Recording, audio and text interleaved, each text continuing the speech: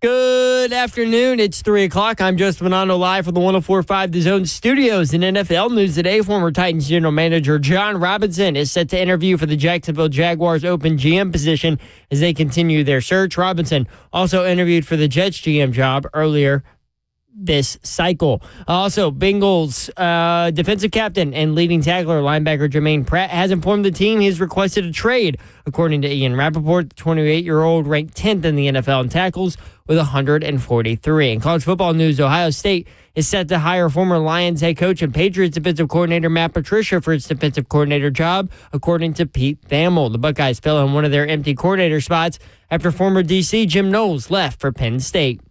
In college baseball news, Tennessee baseball transfer Alberto Osuna has filed a complaint against the NCAA in federal court in his pursuit of an added year of eligibility by following the legal argument made by Vanderbilt quarterback Diego Pavia, saying that JUCO year should not count against his D1 eligibility. Osuna played 2 seasons at Walter State Community College before transferring to North Carolina for 3 seasons and now to Tennessee. The Vols start their national championship defense as the season begins on Friday. For your foundation repair, waterproofing needs, you need to visit USS10.com. Breaking news at once in your home for the Titans and Balls. This is 104.5 The Zone.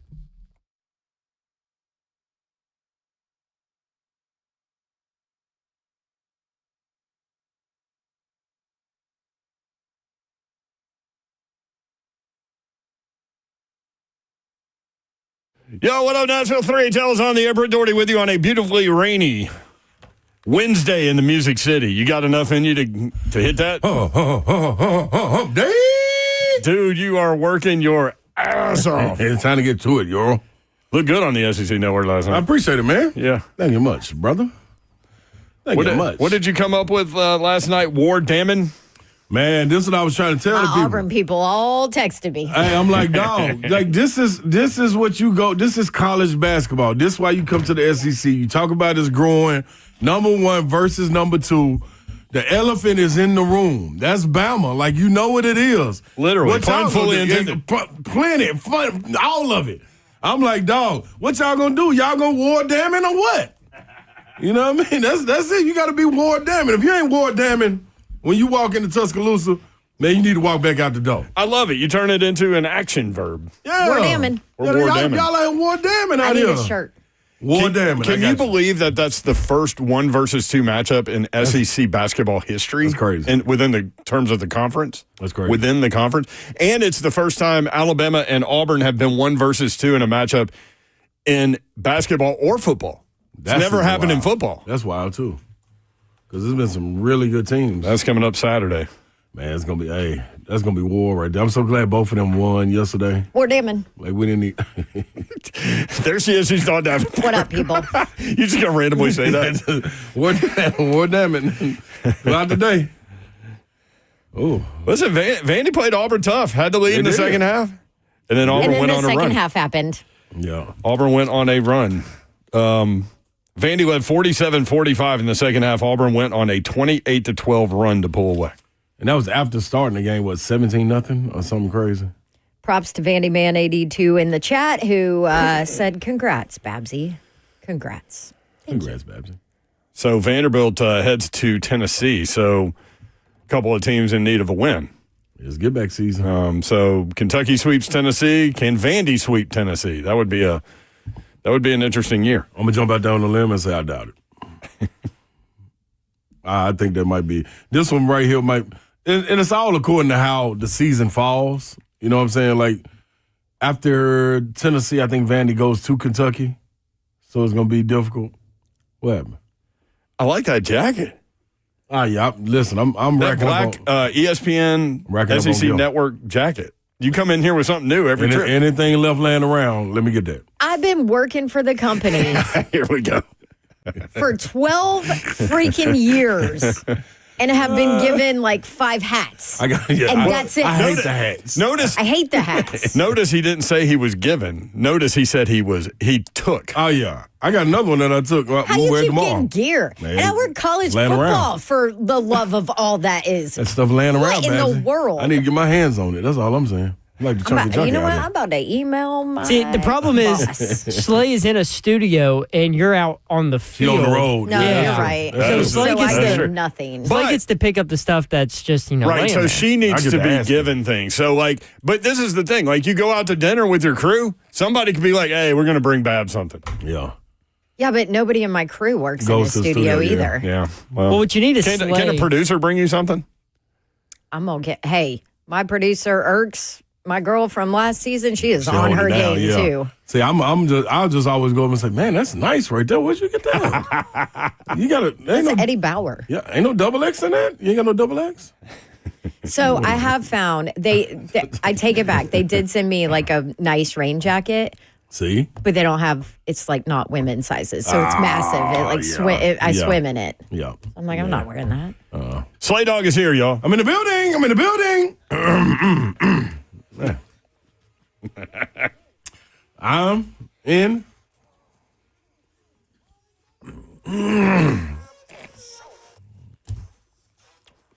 How you feeling, big man? I am rocking and rolling, y'all. I'm rocking and rolling. I've been hearing all of the action, man, with the Vols taking that loss to Kentucky. That was interesting. All the action. What's going on? Sweat, Yeah. brooms, out. Hey, listen. What is it? It's funny. Tennessee's 3-2 in their last 5, both losses to Kentucky. I was telling Randolph Childress, he hit me up during the game. I was like, boy, Tennessee in trouble. I said, Randy, think about this. When have you seen Kentucky play like this? Other than this game right here. He said The last time they played Tennessee? I said, bingo. You got it. You hit it on the head. I mean, it was the same game. Yeah, basically. they shot 12 or 24 again. How do It you was do fun. that? Yeah, that was 24 of 50 in the Yeah. two games. Yeah, that- against one of the best defensive teams in the country. And when you fought back, to have the problems that they had of defending people in front of them, the overhelping for guys that just catch and shoot.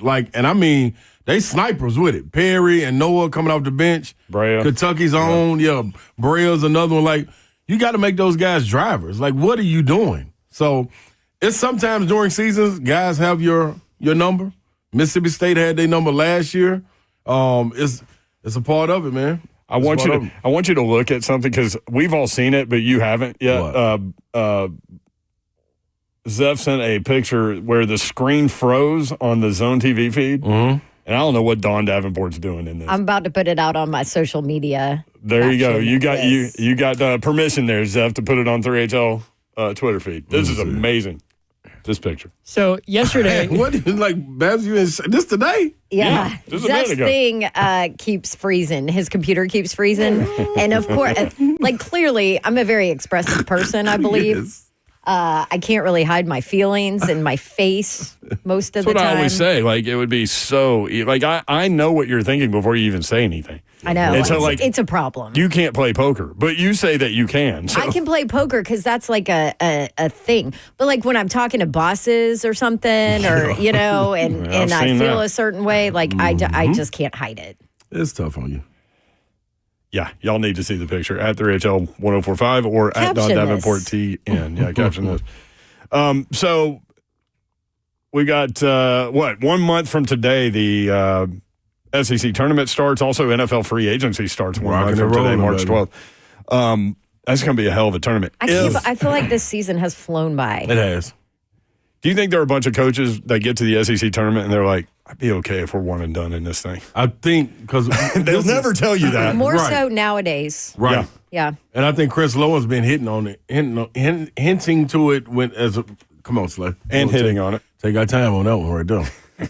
Take your time. Come on, there you go. There you go. Deep breath. Every time CeeLo comes on, Words. CeeLo hints at it. Yeah. Talking about, you really don't gain too much in the tournament. Right. Well, It's Tennessee got already beat set. by Mississippi State last year, one and done in the SEC Right. tournament. Didn't affect their season. Right. And that's what it's going to be. The strength of the conference is so strong.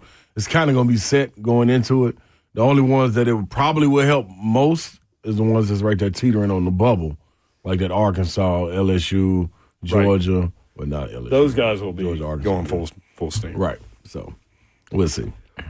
We've got But it's gonna be fun. We've got breaking news. Do you want to hit the sounders, F? Do you have a breaking news sounder? Uh-oh. Is it really sports news, though? Yeah, because sports guy was involved. Okay. And, I mean, she was out there, like doing some things with an automobile. Like if NASCAR is sports, then so is the Junkie. Yes. Who, long story short, stole Slay's car while he was in the Shell station on Franklin Road and Franklin Pike in Old Hickory. Mm-hmm. Sat there and watched her get in the car and leave. Yeah. I mean, abruptly floored it going backwards down the hill. This is the noise you heard. Like what? And that's what you did in the news clip. I did. You were like interviewed and everything. Yeah. And who interviewed you? Peyton. Will Bowling's fiance. Will Bowling's fiance at News 2. Peyton. Great job, Peyton. Small world here revolving around. So if you know that gas station. Zeph has that, by the way. It's a very popular. They do a lot of business. But anyway, for her to gun it backwards and miss gas pumps is incredible. Especially high. And to get onto Franklin Road at a high rate of speed backwards and not hit anybody because that's a busy intersection no matter what time of day it is. Right. And then floored and forward, jumped the median, like got air. Yes. Hit down Old Hickory. Yeah.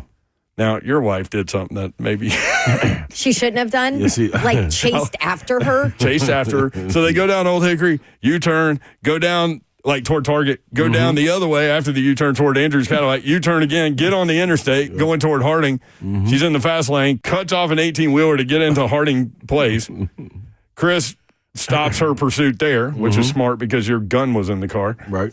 And you told the cops, like, hey, man, my pistol's in. It's registered, but my pistol's in there. Yeah, don't worry about the car. Get the gun. Yeah. That sounds like a Godfather line. If we had Godfather 4, we could put that in there. But anyway, she ends up rolling the vehicle a couple of times. Twice. Yep. On Nolensville Pike, gets out, gets away, yeah, gets your gun, leaves the cannoli. Yeah, left the cannoli for sure. No blood anywhere, even though she rolled it twice. Yeah, she was invincible. And then she was invincible tweaker. Yeah, so you named her Chunky Junkie because she was kind of swole, but also high. That was the best description ever of her now that I saw her mugshot. Wasn't that it? Yep. That's all day. You're showing the picture too. Zone TV. Everybody on the stream. Yeah. You can watch the show live, YouTube, Facebook Live, Twitter, and Twitch. Twitch, please. So just saw the video. I told y'all every airbag. Shout out to Nissan, dog. That mother flipped in twice. There's so many airbags. It protected the crackhead. Yes. Allegedly. Alleged crackhead. Yes. No. I don't even think I'm going to venture out there and say yes. We don't need to? No, I think she's one. They put her name out there, too. Yeah, Whitney Warren. There wasn't a drop of blood. She's a crackhead. Or a vampire. Yeah. living on dust. Anyway, they caught her. And there's a report out from News 2. It went a little something like this.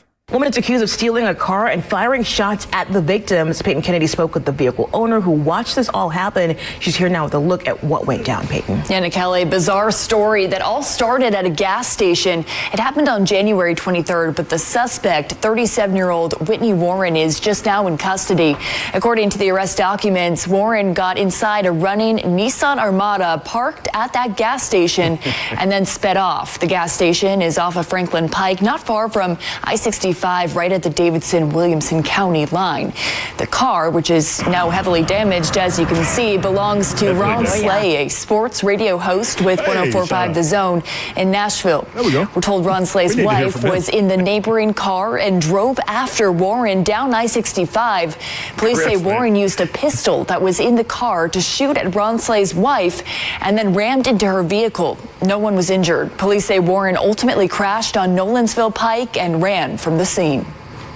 The way she took off, man, was like a Fast and Furious movie. She jumped in as soon as the door closed, dropped it in reverse, and I mean smashed it. And the craziest thing was, like, the front end went down. So, you know, when you hit the gas and go back. So arrest documents also say Warren stole the pistol, a Gucci purse, and $400 from the vehicle. She has 9 charges. You didn't tell us she shot at Chris. Yeah, but I always say that's like her story to tell. Yeah. Because I wasn't there when that happened. But this was, you want to know another See, part of this it? is exactly why I told Chris, you don't be going after junkies. That's literally the first thing we said. And then ultimately, come to find out, she did get shot at. But this is the other part. Court documents show the day after the Brentwood vehicle theft, Warren left her 3-month-old baby with a man, drove off in his vehicle without permission, and did not return. His vehicle was later recovered at Old Hickory Boulevard in I-65. That's just a little area, I guess. Yeah, and Wait, she has a 3-month-old? so in her head, she was trading the baby for a car. In her head. Man. Meanwhile, that guy's like, wait a minute. I don't want the baby. No, wait. I want my car. Hey, this ain't... I don't think this is even swap, lady. Also, you notice it didn't say the baby's father. It just said a man. Yeah, man, You yeah. just left it with a random person? Yeah, Hold this baby real quick. I'm going to steal your car. I'll be back. Hey, man. I told you. I can't So do it all even. make sense? I was like, when I came in with the story, like, y'all ain't gonna believe this. The lady had a sock Like a sock and a cooler puppet or something, Yeah, right? like I'm telling y'all, dog. You said she had weird stuff at the It's a sock at and the a gas cooler. station. Like, what are you doing with a sock and a cooler? What you about to go do? Steal your car. They shoot at your wife. It's true. and then hydrate. And then trade a baby for a car the next time. Like, dog, I'm telling you, it's a movie. It was a movie. It was a movie. Oh, man. Unbelievable. Will Bowling on so many levels. Will Bowling on YouTube. Peyton in all caps, exclamation points. Yeah, they just got engaged. Yeah. That's your fiance. Fiance. Fiance. Yes, Doug His Ball in a fiance. sock. I know. All you gotta do is go back and listen to the story. All of it's in there.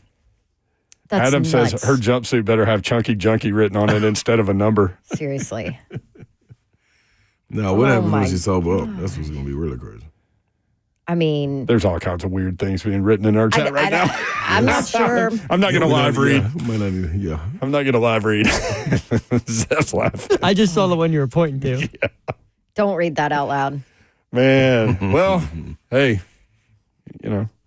shout out to the cops out there. boy. Man, shout out to Metro, Great man. work, Metro way to Police. hold it down, bro. I mean, tell you a so. few weeks went by, but they kept plugging. Yeah, they ain't play around with them. Junkie. I don't even know what down. to say at this point. Exactly. How did you find out that she was caught? Peyton hit me. No, Will or Savage? One of them told me. Because So I woke you up found late. out because she saw it in the police reports. Yeah, I woke up late. And I was like, man, what the hell? As a news person, every single morning, we get the police reports, go Yep. through them, Yep. see what's interesting, if there's something there that's, whatever. So she must have found it in the police reports. Exact message that I woke up to. I woke up at like 6:38. This message was at 6 a.m. They got Chunky Junkie. Who wrote that? Savage. I can tell you it wasn't Will Bowling. Then Will followed up with it too, though. Like, yeah. What it was. Wow. Well, good. I'm glad she's off the streets, and hopefully that baby is in protective custody. Yeah, see, Will was more politically correct. Mm-hmm. Hey, Peyton just let me know they got your carjacker. We're like Chunky Junkie. See, a Bowling's carjacker like means carjacker. you're held and snatched out of the car or pulled out of the car by force. That happened to Blaine one time Yeah. in Atlanta. Really? By gunpoint. Oh, See, that's carjacking, right? Yeah, he got carjacked. Yeah. now that's Atlanta too. Yeah. That happens. Nah, that's the way every of life 5 down there. minutes. I think it was his Yeah. Mercedes. And Blaine was like, take the damn car. Yeah, like, you go. have it. Yeah, cool. Yeah. Wow, man, you guys are unlucky, huh? Got crime just finds you. Well, Babsy. Did you learn any lessons on this sleigh? Like, don't leave your car running? Oh, No, look at that. I leave my car running all the time. I It just was lock cold. the doors. It was cold. Cold. Yeah, I'm out. Listen, Zell. One thing But you you can always did lock the door, didn't you? This time I didn't. Oh. Somebody was in it though. They just got out. Yeah, they had just. Oh, so it was bad timing. No, it was perfect Really? timing for him. Really bad timing on your part. Here's what you should learn. It doesn't matter. Tall, short, skinny, big, woman, man, whatever. Don't underestimate the chunky junkies. Very true, Babsy. Because you probably saw her and was like, oh, she's on something, but you never thought she'd jump in your car and take off. Never. I mean, she didn't even give me an opportunity to think. When I was going up there to pay for my stuff, I saw the sock in the little cooler. That threw me off right there. I was like, yeah, I need to get on out of here. It's late. And, well, it wasn't even that late. No, it was like 11 o'clock at night. It wasn't that late. Yeah, you're so right. I sent you guys a picture. I finished basketball, and there's a Wendy's right there on the corner. Yeah. Same place. It's across the street, yeah. Yeah, and I was like, man, I'm so hungry. I hadn't eaten all day. We had to put our sweet puppy dog down. It's been a week. And so I was like, I got to get food. I thought twice about pulling into that Wendy's because it was about 11 o'clock at night. And I'm like, ooh, should I do this? I don't know. I'm like, yeah, I'm going. I rolled right by that gas station last night too, but it was like 9 o'clock. All right, when we come back, Coach Mack, presented by Two Rivers Ford. We'll talk Titans football in the NFL next. 3HL 104.5 The Zone.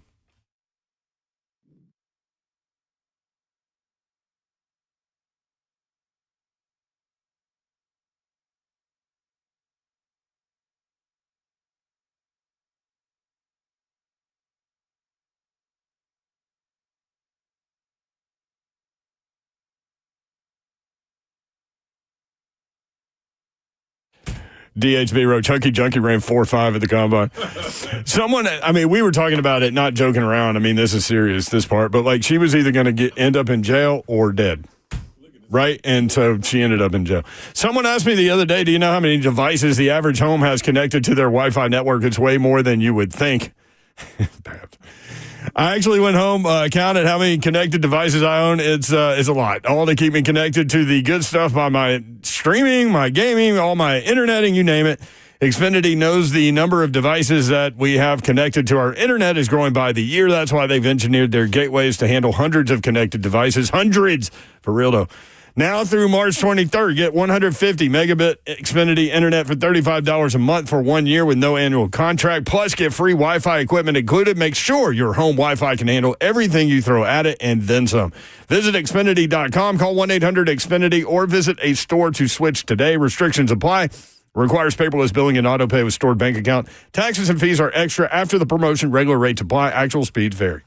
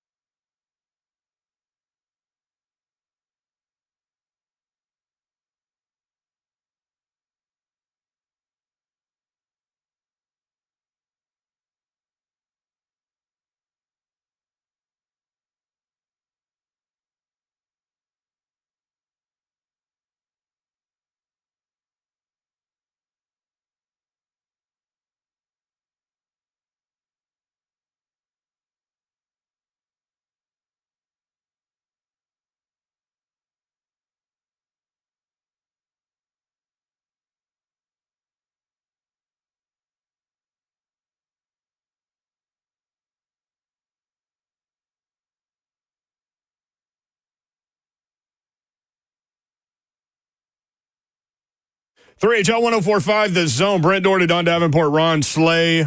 The executive producer of 3HL is Zeph. What's up? What up, Zephyr? How was Cracker Barrel the other day? What'd you have to do? I was on the grill. It was really busy.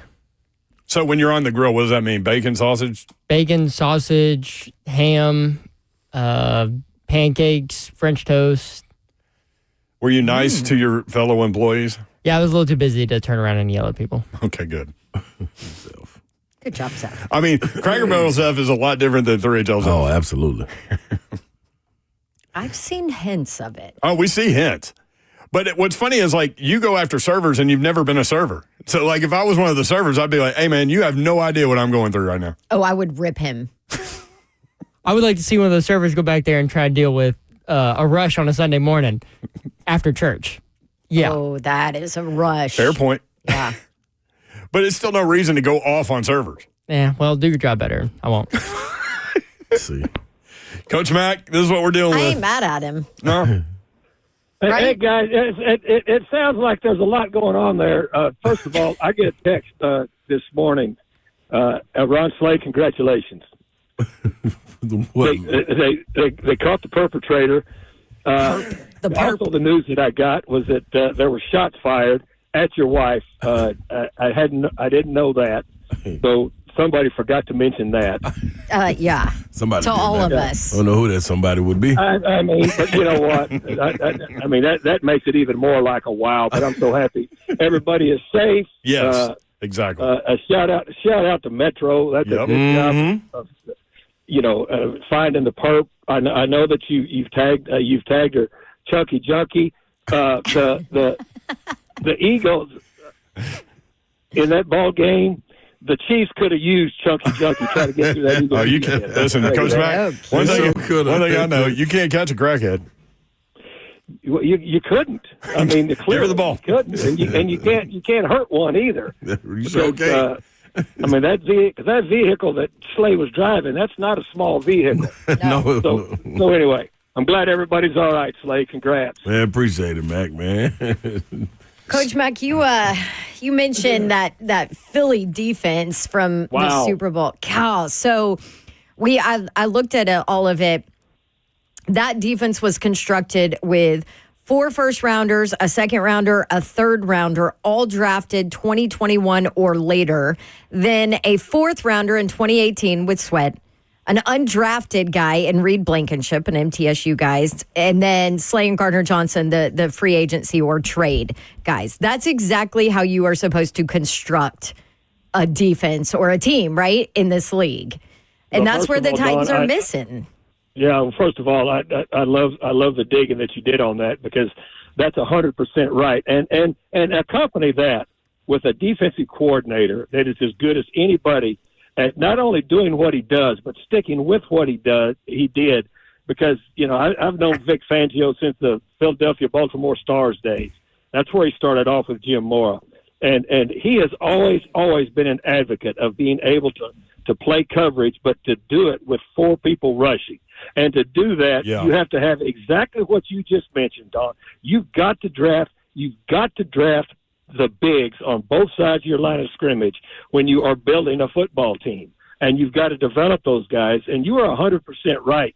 And for him to be able to rush 4 and then play that match zone coverage that he did out of a 2-deep look, I mean, they were a 2-deep shell. Now, it didn't mean they stayed in 2 deep the whole game, because I've gone over it all.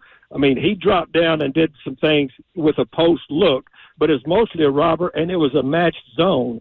But if you want to get into football, to play match zone, you've got to have pressure in under 2.5 seconds on the quarterback. You cannot let them have longer than that, because you can run through those match zones, or you can run away from the man matching them in the zones. That was as good a display of disciplined defense and this total domination up front on a defensive front and an offensive front that we've seen in a long time, and, of course, on the biggest stage available. And it all goes back to exactly what you said. So you are 100% correct. The other thing she identified I thought was interesting, and we all know this, if you can get pressure without blitzing, then you're gold, right? And they didn't blitz one time. And there were 6 quarterbacks in the history of the Super Bowl that have not been blitzed in the entire game. All 6 lost. Well, but that's the key to it. I mean, that's what, how many times have we talked about it, both, when I'm on the air with you and even off the air, that is a defensive coordinator's dream, is to be able to get pressure constantly. And also the other thing that happened is they not only were able to get pressure when the ball was being thrown, they completely shut down any semblance of a run game. And part of the run game is with Mahomes being able to find, it wasn't just a hully-gully rush either. They were very disciplined with 4 people, because you're rushing 4, they've got 5 gaps, but they ran the perfect combination of 2-man games on each side of the center, plus they ran a perfect job of what you call cage rushing. They did not give that quarterback, who is as good as anybody in the league, as to finding inside gaps to be able to move to, not only to throw it, but to be able to pick up first downs. I mean, it was beautiful to watch. It really was. As a defensive coach, when you watched that, you were going, all right, that's how it should be done. Coach Mack, well, looking at the offensive side, were you shocked not to see any second-half adjustments made, or to the line, offensive line-wise, or any roll in the pocket, anything? You know what, Ron? We've lived that here with the Titans. Their offensive line they were in a constant rotation the whole year, right? They could never look to the edges of their offensive line has not been very good. It has been offset by the fact that quarterback has been able to manufacture throws and manufacture time by movement. And they were not allowed to do that. And so when they weren't, I mean, they had a kid, Jalix Hunt. Y'all remember him from the draft last year from Houston Christian? I mean, this kid just took the left tackle and walked him right back in the face of the quarterback before he could even plant his back foot. They were crushing the edges. Now, they did a decent job. On the big dog defensive tackle that they have, but the other guy, our guy from Middle Tennessee, wore the guard out when he was single blocked. Again, as I say, they had no chance to get anything done. And the only way, and I've been on other shows across the country, and when you talk about rushing for the thing that you want to be able to do, because now you're playing basically with 2 high in a 7-man box, run the football. They made a very small attempts to run the football and then completely abandoned it, because guess what? With those 2 interceptions that led to touchdowns, they got down 2 scores so quick, and that's something they have not been used to all year. They've been down 1 score, but 2 scores. It was 20-0 before they could ever breathe. Yeah, and then you go back, like I think 10 years from now, you go back and you see 40-22. I mean, obviously we all know watching the game it wasn't that close. While falling behind 40-6. Patrick Mahomes, coach, was 12 of 22 for 148 yards, a touchdown, and 2 interceptions. He was sacked 6 times. Yeah, and even more pressure than that, right, Brent? I mean, he never was able to set. And you're right, the score was 40-6. Those last 2 touchdowns, I mean, they could have had the 4 of us playing back there at quarterback. They didn't care. After the 40-6, Mahomes was 9 of 10, 109 yards and 2 touchdowns, sacked 0 times. So just get him down 40-6. Which, by the way, that's the biggest deficit he's ever faced in the NFL as a quarterback. Well, I mean, and let's be honest. If you really watched it, with unbiased eyes, it was a beatdown. It was a complete beatdown, and that defense was relentless. I mean, it was Kansas City had no answers to it, because their line could not match up. And they've made a living by being able to buy time. They've also made a living by all of the crossing routes out of 2 deep. I mean, Vic plays what he calls quads, which everybody else calls quarters, but he morphed down into a 3-man look, or sometimes a roll to one side or the other. But they match zone that thing so well, and I'll go back to saying what I said. You can only play that. If you can get pressure under 2.5 seconds. Coach Mack, presented by Two Rivers Ford. So where are we on the NFL calendar in terms of what's going on over there? Borgonzi told us before he headed to the Shrine Bowl that after they got done with that and the Senior Bowl, it was going to be 12-hour days. They're in a bunker. Over there. Yeah, and from what I hear, it's 13, 14 hours a day, every day over there. Well, to your point, they're in a bunker. I mean, and he was very open and told the truth. I mean, I've lived that life, going into someplace new. I mean, they're in a bunker. And the thing that's important about that is, and you ask, well, why at this time, after you've probably already seen these players because you do it a year ahead, they're going over they're not just looking at highlights of players. They're watching game tape, and they're watching game tape systematically, and then they're comparing reports. They're going back and forth. It's time intensive. I mean, just for the thing that Rhett and I do, it's time intensive if you want to really get down and grind on it, rather than just, making IEs, instant evaluations on people. So they are in a legitimate bunker right now before they come up for air to go to the combine. Yeah, I think it's great, too, to have, your own analytic department, which is what everybody does now. But then you've got guys that are, eyeball test guys that can watch the tape. You combine that with the analytics guys and kind of go from there. But they're watching free agency. Obviously, free agency starts a month from today, and the draft. There's a lot going on. No, you're 100% right, and they of course got all of that divided up. But you're 100% correct. I mean, look. This is and we know this. They know this, and it's not any secret. This is a critical evaluation period. Personnel wise for the Titans. And to Don's point, Don started off this whole conversation by saying that's how you build a team is through the draft, and then being able to supplement it when you feel like you're at a point where you can afford to supplement it. She's 100% correct. That's what they're trying to start right now. Love it, Coach Mack. Thank you. Appreciate it, as always. Appreciate your expertise. Thank you, sir. Appreciate it, Mac. Guys, y'all survived New Orleans before I get off, right? Coach Mack, we're in the bunker. We need the definition of survive. I mean, this is how it started. How it started, how it ended thing. This is how it started. These knuckleheads, we land at 10:05. We're at the hotel by 11. They go to the casino. They go to the casino, and they're back 4:30? Yeah. And then to work 12 hours the next day in a convention center. That's how it started. That to me right there shows an amazing amount of grit. I That's right. That. That's right, We're Coach. gritty, Slade. I respect that. I just wish I could have given y'all. I spent about 8 years of my life recruiting New Orleans.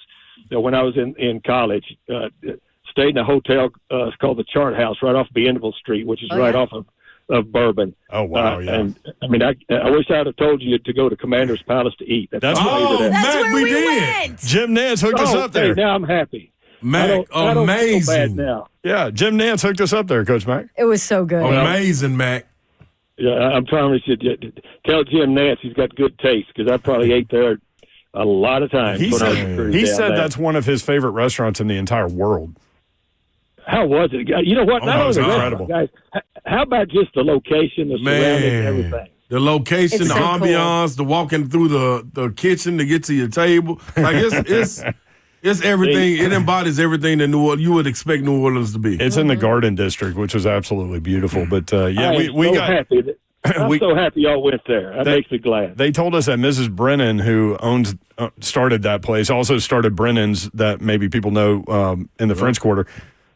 She actually invented Bananas Foster in that restaurant.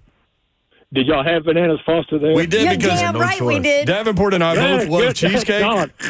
Oh, hey, that hit! Look, that makes me so happy that y'all went there. I was right we did. Myself because I didn't tell y'all to go there, and now it doesn't matter. Jim Nance did, so good for him. Well, Dawn and I both love cheesecake, so I got cheesecake, and they said it takes 6 days to make this slice of cheesecake. I'm like, well, I'm all in on that. And then Davenport ordered it too, and then we looked at each other like, what are we doing? Yeah. And she's like, get Bananas Foster, and we'll split it. And I'm like, okay, good. I'll get the cheesecake, you get Bananas Foster, and everybody wins. Mm-hmm. And the Bananas everything Foster was so good. It was better than the 6-day cheesecake. It was the best the dessert I've ever had. Bananas Foster. They made the Bananas Foster at your tables then, too. Yeah. Right? Oh, yeah. Yeah, they light everything on fire. It's great. It's so good. Guys, appreciate it. See you. Thanks, Coach Mack. How about that? Coach Mack, what am I doing here? I wouldn't expect nothing less from Mac. Right. Coach Mack You know he picked the knows all restaurant the we went to. That makes plenty of sense. How about that? So much. Okay. When we come back, I've got a question for Slay. Ooh. That's next. 3HL 1045 The Zone.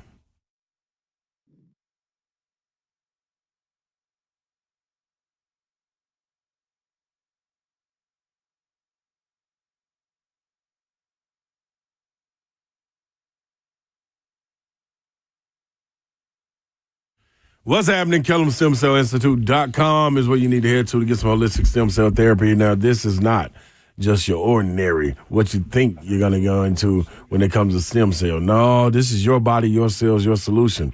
Now, they can harvest your body's stem cells and also store them for future and continued use. These cells are your body's own healing cells, harvested and redeployed based on your needs. Stem cells attack inflammation in the body, and we know that autoimmune disorders derive from inflammation. So be like me. Knee was acting up, inflammation, hip, shoulder at the same time. Nope, not anymore. From autism to arthritis, you go get some of the secret sauce, which is your sauce, actually, and you get that inflammation out of your body. It's really just waking it up, the cells in your body, telling them, come on, y'all, let's communicate, let's get active, get this inflammation out of our owner's body. So the number is 615-850-4415, 615-850-4415. Let's kill them, stemcellinstitute.com.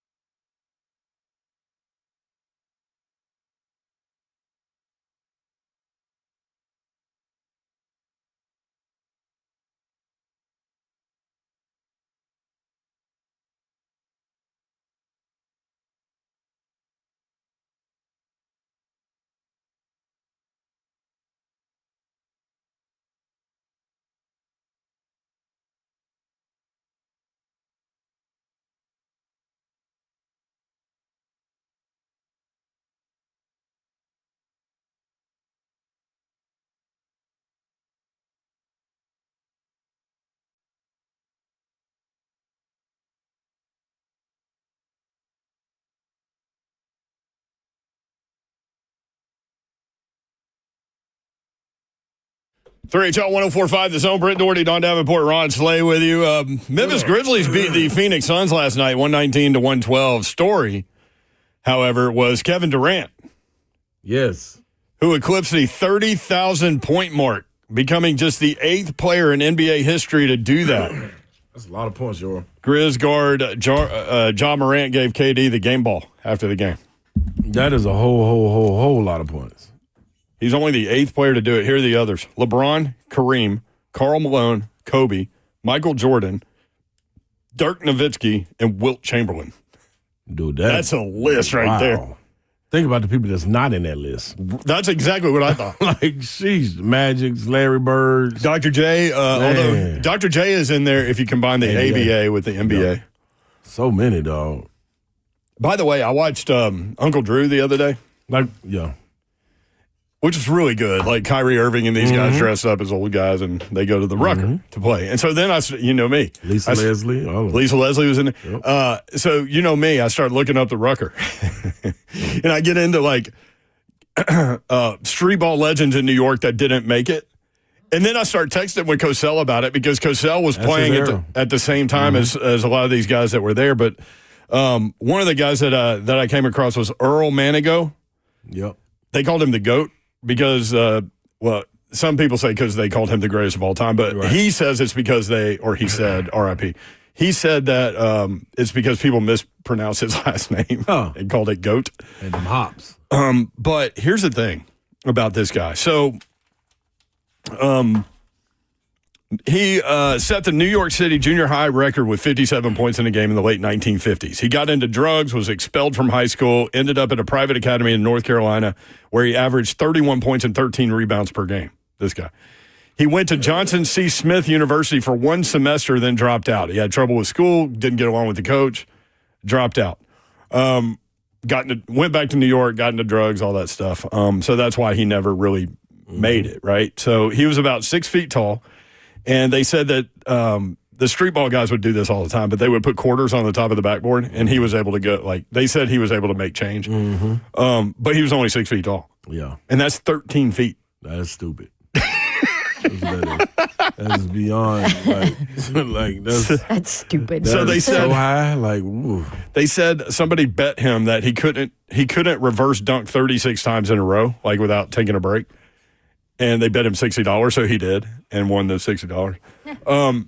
After some time in prison, he got clean and started this tournament called Walk Away from Drugs Tournament for kids in Harlem, which is I started to say dope, but wrong choice of words. Yeah. In a New York Times article in 1989, Manigault is quoted as saying, "quote For every Michael Jordan, there's an Earl Manigault. We all can't make it. Somebody has to fall. I was the one." He died of congestive heart failure at the age of 53 from all the drug use, they said. But the reason why I brought that guy up, and I talked with Cosell about it, he's like, everybody in New York knew that dude. Yeah. I mean, he was like a star. People talk about stars in the NBA, in New York, in the neighborhoods and stuff. That guy was a star. So Kareem Abdul-Jabbar, when they retired his jersey, put it in the rafters, did the thing, had a little press conference after, and someone asked, who is the best player you ever played with or against? And he said, Eric Manigault. How about that? That's dope. You think about you think about all the guys that make it, but you think about the guys that don't, certainly could have given the right opportunity. There's a lot of them, man. Yeah, I was going to say, you probably have some. Yeah, so many of them you grow up with that you like I was telling y'all, I wasn't the most talented one. You were looking up to a lot of guys that you played. It's just, man, that's just how it happens sometimes. Choices that people make, man, the luck of it, being blessed, all of that kind of goes into it. But there's a lot of who surrounds them, who they choose just around them, who mentors. Man. You're always one decision away. Yeah. You know what I'm saying? Or one choice away from derailing it or which is going in everything. Way. Yep, absolutely. Len Bias is another one. Oh, my gosh. The first time he ever did cocaine. Yeah. Listen, crazy. If anybody was going to be Michael Jordan, Len Bias was the guy. University of Maryland, man. At some point, we got to be able to get I got John Lucas on. He was number one. He went through some stuff. Yeah, he was. And what he was happened? Coming out of the Maryland. First time he ever did cocaine, it killed him? Yeah. That's what they said. He was celebrating the draft, right? Yep. And then the Celtics weren't the same for imagine what the Celtics would have been with him. And then Reggie Lewis died too. That's the next one I was going to say. Yep. Like they were loaded. Red Auerbach knew what he was doing. Talking about some eye for talent. Yeah, he could put together a roster. For sure. Definitely. Question for you. For me. We brought this up yesterday. I think it's fascinating. So, Blake Krieger, our friend, had an interesting question. He said, look, when you watch SEC basketball, it is a complete annihilation, physical, everybody going after each other. Like it's a fight out there. Yeah, they letting them play. And he goes, you watch other leagues, like you watch Kansas State and Iowa State or something, and it's a little more free flowing. Or some of these mid-major teams that shoot all the threes and they don't play real physical basketball. He said, what happens when they get to the NCAA tournament and things are officiated differently? And is it going to be hard on SEC teams to break from playing that physical style of basketball if they have to? Oh, that's a good one. Isn't that a good question? That is a good question. Fishback was calling, Damon Fishback played at Auburn on the SEC Network. He was calling Auburn and Vanderbilt yesterday. I meant to, if I could get up and get my energy together, give y'all his number so he can get on. He should have got on because he's been preaching that the whole season. Like, man, they just letting them get beat up and they're going to get to the tournament and they're not going to get them calls. But, okay. So it's different and they're perspectives. not going to be allowed to get away with it. And then they're going to have to play different and timid. And it's going to affect, right? There's two ways to look at it, Babsy. That's one way. My way of looking at it, and we debate this all the time off air. My thing is that's why you impose your will immediately when the jump ball happens. So, for instance, Kentucky, when they played Tennessee yesterday, every single time they've imposed their will, Lamont Butler was back. The first play, it was a no-holds-bar. He ripped Zakai Ziegler.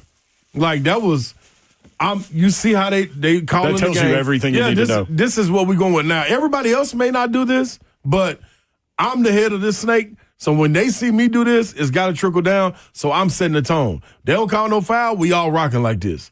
And that's what it is. So, and you saw in the first half, Tennessee couldn't run their offense by pushing them out. That's how I think it's going to be throughout the SEC. It's just when it happens, okay, say you don't get to impose your will, then it's up to in my opinion, it's up for your coaches to get on the refs and be like, hey, man, this ain't right. You know what I'm saying? Like, this is the way we play.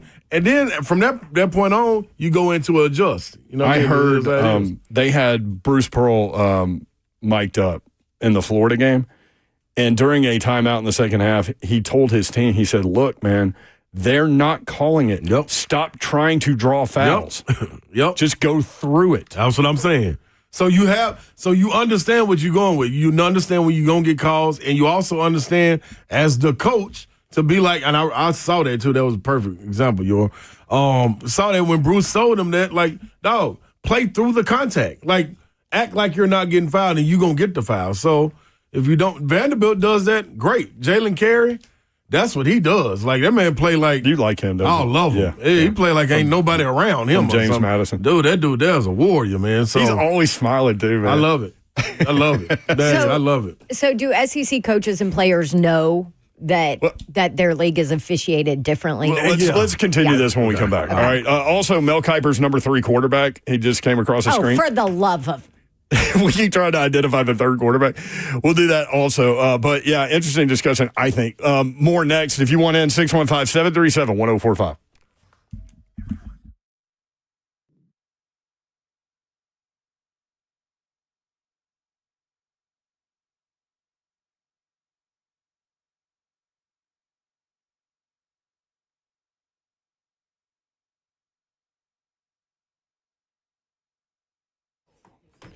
Go to Dodge Chrysler Jeep Ram. That's where you need to go to get that next new vehicle, whether it's a new car, truck, SUV, or Jeep, or new to you, pre-owned car, truck, SUV, or Jeep. Gupton is where you need to go. All the information is online, GuptonMotors.com. Address, phone number of the dealership right there. Inventory, all the deals they have going on right there at GuptonMotors.com. Some of the deals they have, was talking with Daniel Gupton yesterday, as a matter of fact. Select 2024 Jeep Gladiators, up to 25% off MSRP. How about that? Just divide by 4. $500 off every pre-owned vehicle with dealer-arranged financing. They have a huge selection of pre-owned vehicles. Again, check it out, GuptonMotors.com. Select 2024 Jeep Wranglers up to 15% off MSRP. Jeeps hold their value too, man. Ram 35, 4500, 5500 in stock, upfitted, and ready for all of your commercial needs. Gupton Dodge Chrysler Jeep Ram 3450 Tom Austin Highway in beautiful Springfield, Tennessee, just 30 minutes from downtown Nashville. Best vehicle buying experience you will have ever had. Gupton Dodge Chrysler Jeep Ram.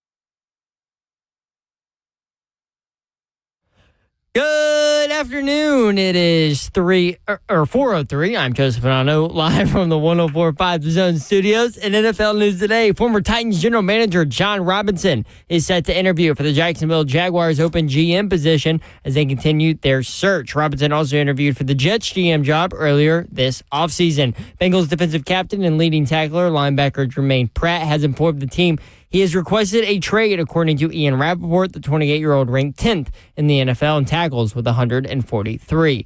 In college football news, Ohio State is set to hire former Lions head coach and Patriots defensive coordinator Matt Patricia for its D.C. job, according to Pete Thamel. The Buckeyes fill one of their empty coordinator spots after former D.C. Jim Knowles left for Penn State. And in college baseball news, Tennessee baseball transfer about Alberto Osuna has filed a complaint against the NCAA in federal court in its pursuit of an added year of eligibility by the following legal argument made by Vanderbilt's quarterback Diego Pavia, saying the JUCO years should not count against D1 eligibility. Osuna played 2 seasons at Walter State Community College before transferring to North Carolina for 3 seasons and now finds himself at Tennessee. The Vols start their national championship defense as the season begins on Friday. For your foundation repair, whatever it needs, you need to visit USSTN.com. Breaking news at once on your home for the Titans and Balls. This is 104.5 The Zone.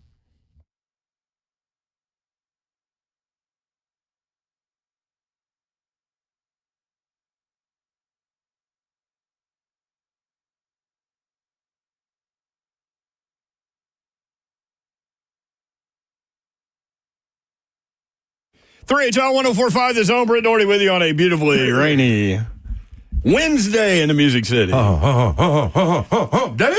There's Slay Dog in his Boom Boom Room shirt. I'm in the building. That looks brand new, that shirt. Yeah, I pulled this one right out of the box. So I had a box of Boom Boom Room shirts in the Junkie stolen vehicle. Oh, no. Yeah, that was one. That was, She also got your. Boom No, I pulled it out. I pulled it out. All around. No, I pulled them out. I pulled them out. Yeah, I got them. That was one of the only things I was able to salvage. I can't believe she didn't steal that. I know. It was too far in the back. She probably had rolled twice and was thinking, oh, I'm okay. Slay just keeps leaving out details of this story, and he's just dropping them like little nuggets. Yeah, I like this nugget. So you got the box of shirts. Yep. All right. Mm-hmm. It's funny, like, she only took the pistol. She didn't take anything else. Left my phone on the seat and everything. Well, and the Gucci bag. Oh, bag. And the cash. That's money, yo. Yeah. Oh, I forgot about the Gucci bag. I'd be very sad about the Gucci bag. Yeah, leave the cannoli. Well, you can buy another Gucci bag, Babs. You're right. You cannot buy another life. That may be it for the Gucci bag. May not be able to buy another Gucci bag. Yes, Vanderman. That's a legit point. I think. Don Davenport is here. Hey, what up, people? Babsy. That's bunk. Number 1 in the country, War Damn Babsy. That's right. I mean, conference is so strong you could lose a game and still stay number 1. Hey. Well, they redeemed themselves after that, right? Yes. Yep. So, number 1 against... At halftime, I was like, okay, Vandy, okay. And then Auburn's like, I'm sorry, we were just messing around. Let us finish this. They're really good, man. I love watching Edwards play basketball. That dude has so much energy. Yes, he does. So competitive. A little pocket rocket. Yep. Great leadership. Pocket rocket. That's what he is. Okay. You know that has another meaning. Oh, boy. I'm glad you said it. Okay. All righty. I'm not going to say what it is. So the SEC, moving on, SEC non-conference record 889, which is an SEC record for the non-conf record. Did you figure it out? I did. Okay. 9 teams in the top 25, and Lunardi has 13 SEC teams in the tournament, which would be a record. The old record's 12, or the current record is 12. Carl Ravitch on the broadcast, was this last night? Talking about how top to bottom the league is good. Like, I thought that's where he was going, but he ended up being really wrong with his take. And perhaps he misspoke. And ended up on awful announcing, and it went everywhere. And so, like, he tweeted, what did he tweet, Slay, that he landed and that X had been active or something? Yeah, X has been going kind of crazy. And we'll tell you what he said after we play what he said in the broadcast that went to awful announcing and all these tweets. So think about it. We know how dominant they were in the non-conference season, the SEC. They were 185-23. Since January 4 into Tuesday, the SEC teams are 82-82. It's not as if one team or two teams or three. They're 82-82. Like, there's been no ability to pull away. There's no dominant group of teams. Dynamite drop-in money. School has really paid off. What in the world is he talking about? So, I think I see what he was trying to. Was he saying there was no dominant SEC team? I mean, but that's even false. Auburn, Alabama, and Florida are way above the rest of the league, as good as the rest of the league is. Yeah. They're dominant. I just think he doesn't know how to do math. No, I think he knows how to do math. I just think that he looked at it quick and didn't kind of put it together, I guess. Or didn't put it together. I didn't do something. So it would be, I don't know, 82-82. I mean, if you keep matching up between SEC teams. Right. I mean, some of that's LSU. It's going to be a win. It's going to be a win and a loss every single game. It's an even amount of teams. Oh, I didn't even think about it that way. Yeah, this is like each other. More than 500. So what your argument is? Every league has a 500 record. I mean, they should against each other, unless somebody's which cheating. They're not. Oh, I see what you're saying. Yeah, because there's a winner and loser in every conference game. Every single game. You have to have some. Way to go. What was he trying to? How was he trying to flip it? I don't even understand. And then on top of that, like saying the strength is no teams to separate. Yes, it absolutely is. You have coming up on Saturday. And this was known before he went on. Number 1 versus number 2. Auburn at Alabama. This is known. This is a known fact. College Game Day put it something out. After Saturday's game, Alabama put a hype video out. Like everybody, what are you talking about, Carl? So his response was, we're all in here like, yeah, hey, everybody. It's flu season, everybody. Babs, go. Side note, I don't know. Go look at WKRN. There's a story about how Middle Tennessee is the hardest hit in the entire country of flu season. Babs has already been in here doing her temperature. And I got the thermometer. It's going through baby Babs' class, so I was like, oh, hell. You're on WebMD. Hell, 3HL. Oh, hell, it's 3HL. Okay, go ahead. I'd love to hear that again. But finish what you were saying. Sorry. When he landed, he said, just landed and see X is on fire. This is the simple explanation. Tongue in cheek. What? 82-82 record was to illustrate any night either team can win and one will. Whoa. Wow. Hot take Ravage. Okay, that was not a tongue-in-cheek. The way he said it was not tongue-in-cheek. Even that's not tongue-in-cheek. That's like you really saying yourself that, hey, come on, what am I thinking about? But anyway, clearly, very poor execution on my part. It is amazing that Auburn and Alabama have only lost once in such a great conference. That's all. That's not all. Dude, just come out and be like, Ravage, my fault, I was thinking something else. My fault, I was thinking something else. I mean, we say it all the time. Like, look, we're sitting here behind a microphone for 15 hours a week, and we're just talking off the top of our head a lot of times, right? Like, you're going to screw up. Like, I'm going to say stupid crap from time to time. Like, anybody would. The only way this would work, if it was 15 teams in the league. Right. This is the only way. Yeah. If 164 games have been played in a 16-team league, what's the record? That should be a Jeopardy question. What's the record? I think Jeopardy people would be a lot smarter than any of us. Why are you asking that? I mean, 82 and 82. Yeah, we trying to fool. like this, and he even said somebody. His point was to illustrate any night either team can win and one will. He didn't even say it right. No, he's full of it. Did you know? You know what that is? Shiano. Yes, did you know that some days it rains and some days it doesn't? But sometimes it snows and sometimes it doesn't. Oh. And sometimes it's windy, sometimes it's not. Like, Did you know all those things? no. Here's what I no found clue. though: when you say something or do something Just own it, man. that is dumb, you just gotta own it. Just it's better off. Own it. Own It's it. better off. I mean, I'm owning my Will Levis take from the Yeah. beginning of the season. Yeah. I'm just Me too. eating that crow. You cannot be right And it 100% of tastes the time. nasty. That's different than saying something like that, but yeah, This still own it. He had to have looked at that and just not processed that was conference only. No. Like he said it that was conference only. he But he just responded. My bad, Zeph. 23 minutes ago. 4 hours after landing. Oh, jeez, an update. An update. And reading all of the responses. It is overwhelming. I will heed the advice of my ex-friends and take the L. My bad, my mistake.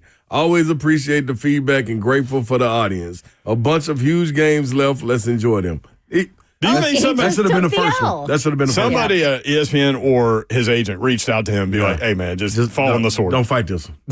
Like, do not fight this one. You gotta It'll be let gone. It'll be gone in hours. You gotta let this one go, dog. Let this one. If you fight it, it's only going to make it worse. Oh, my gosh. Yeah, that was a good one right there. So, do you think it'll be a problem? SEC teams playing such a physical style, getting into the NCAA tournament with different crews from all over the country. Do you think it'll be a problem, or do you think it'll be adaptable? I don't think that's what I think. And the reason being is because there's a lot of different styles in the SEC too.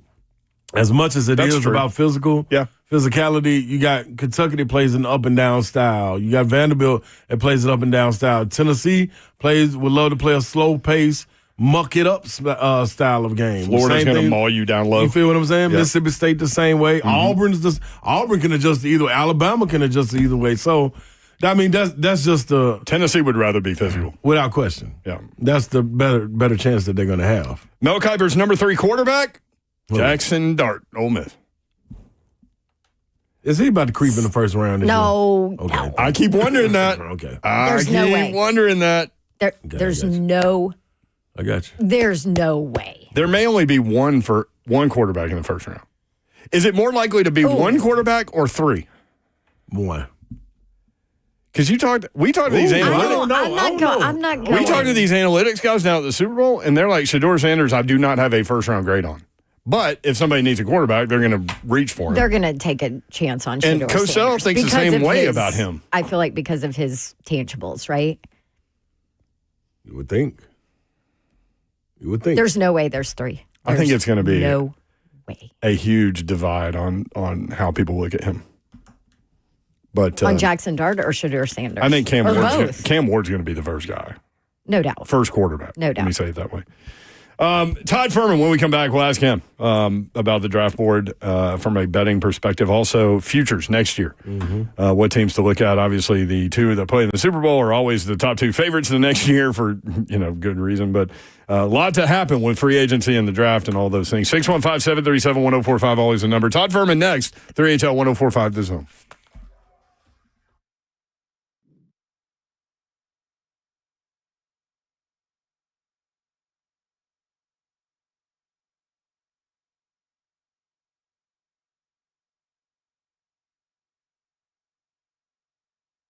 Pella Windows and Doors of Nashville. Sometimes it's time to upgrade things in your home, and maybe with the cold weather, the rainy weather, you realize your windows are leaking or your doors are leaking or the cold temps are coming into your home and you know you need to replace these things in your home, your windows and your doors. Pella Windows and Doors of Nashville is who you need to call. You know you can trust the company because this year, 2025, they turn 100 years old. Founded back in 1925, lifetime warranties on all their products. And for Pella Windows and Doors of Nashville, I can tell you personally, because I've utilized them to replace a ton of this stuff in my house. I'm actually doing another door and some windows next week as well. I know that they will take care of you. Their customer service is amazing. The actual process of installation allows them to provide you with a 10-year labor warranty on top of all of this. And they're giving you the Dawn deal. 47% off qualifying installations and no interest if paid in full with 12 months, no payments due. That's what you get for February. So go ahead and jump in. Schedule a free consultation. Check out that Dawn deal. PellaNashville.com 615-249-1910.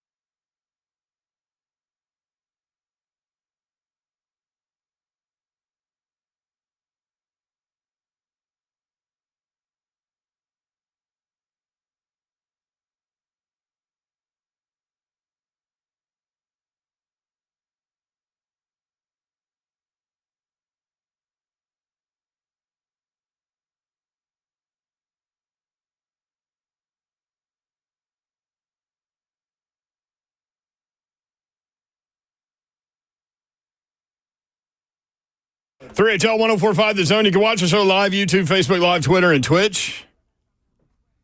Twitch, please. Thank you, Babsy. Thank you, Babsy. Welcome, Babsy. Well, the chat has been all kinds of interesting and creative today. Crazy people. Crazy friends of mine. Why did you mention the phrase pocket rocket? I was talking about Jason Edwards. Jason Edwards at Vanderbilt, yeah. It's like a little explosive. Guess that ain't good either. So Babs was like, there's another meeting for that. So we go to Vegas with that conversation. Here comes a little pocket rocket here. Todd Ferman joins us now. 3HL. Always a little pocket Todd, rocket. what's up? I'm glad you guys were able to survive New Orleans. Hopefully it provided the same level of hospitality that Vegas did the year before. It didn't let us down. No, it was good. All right, well, that's a good thing then, Slay. As long as it exceeded your expectations, that's priority number one. I'm glad you didn't go down the pocket rocket discussion. I wasn't going to take that bait. I was going to ask. That was going to be the first thing I asked you, Todd. Yeah, no, I'm not. I mean, there's a lot of things I'll go after doing these segments with you guys, and there are certain topics that I just decide I want to steer clear of. That's one that I'm going to take a full 180 and let you guys resume that conversation once we wrap up our 20 minutes. I did see that Vegas got rain finally, and that there's snow in the mountains. A little bit of snow in the mountains, and we're actually expecting about 1 inch of precipitation tomorrow for the first time in 210-plus days. We were getting close to approaching a record. So I'll believe it when I see the wet stuff starting to fall from the sky, but it has been a while for us to get any measurable precipitation. So it'll be a very good thing for us as we head into the spring. Todd, Father, I got something I would love for you to hear. And this is. Do I have a choice? No, you really don't. I'm gonna be honest. No, I mean, unless if you hang up. Yeah. And then we'll just call back. Don't threaten me with a good time, Brett. Please don't put any ideas in this man's head. I want you to listen to this and tell me what are your thoughts, and I'm gonna tell you his response after. This is Carl Ravage. So think about it. We know how dominant they were in the non-conference season, the SEC. They were 185-23. Since January 4 into Tuesday, the SEC teams are 82-82. It's not as if one team or two teams or three. They're 82-82. Like, there's been no ability to pull away. There's no dominant group of teams.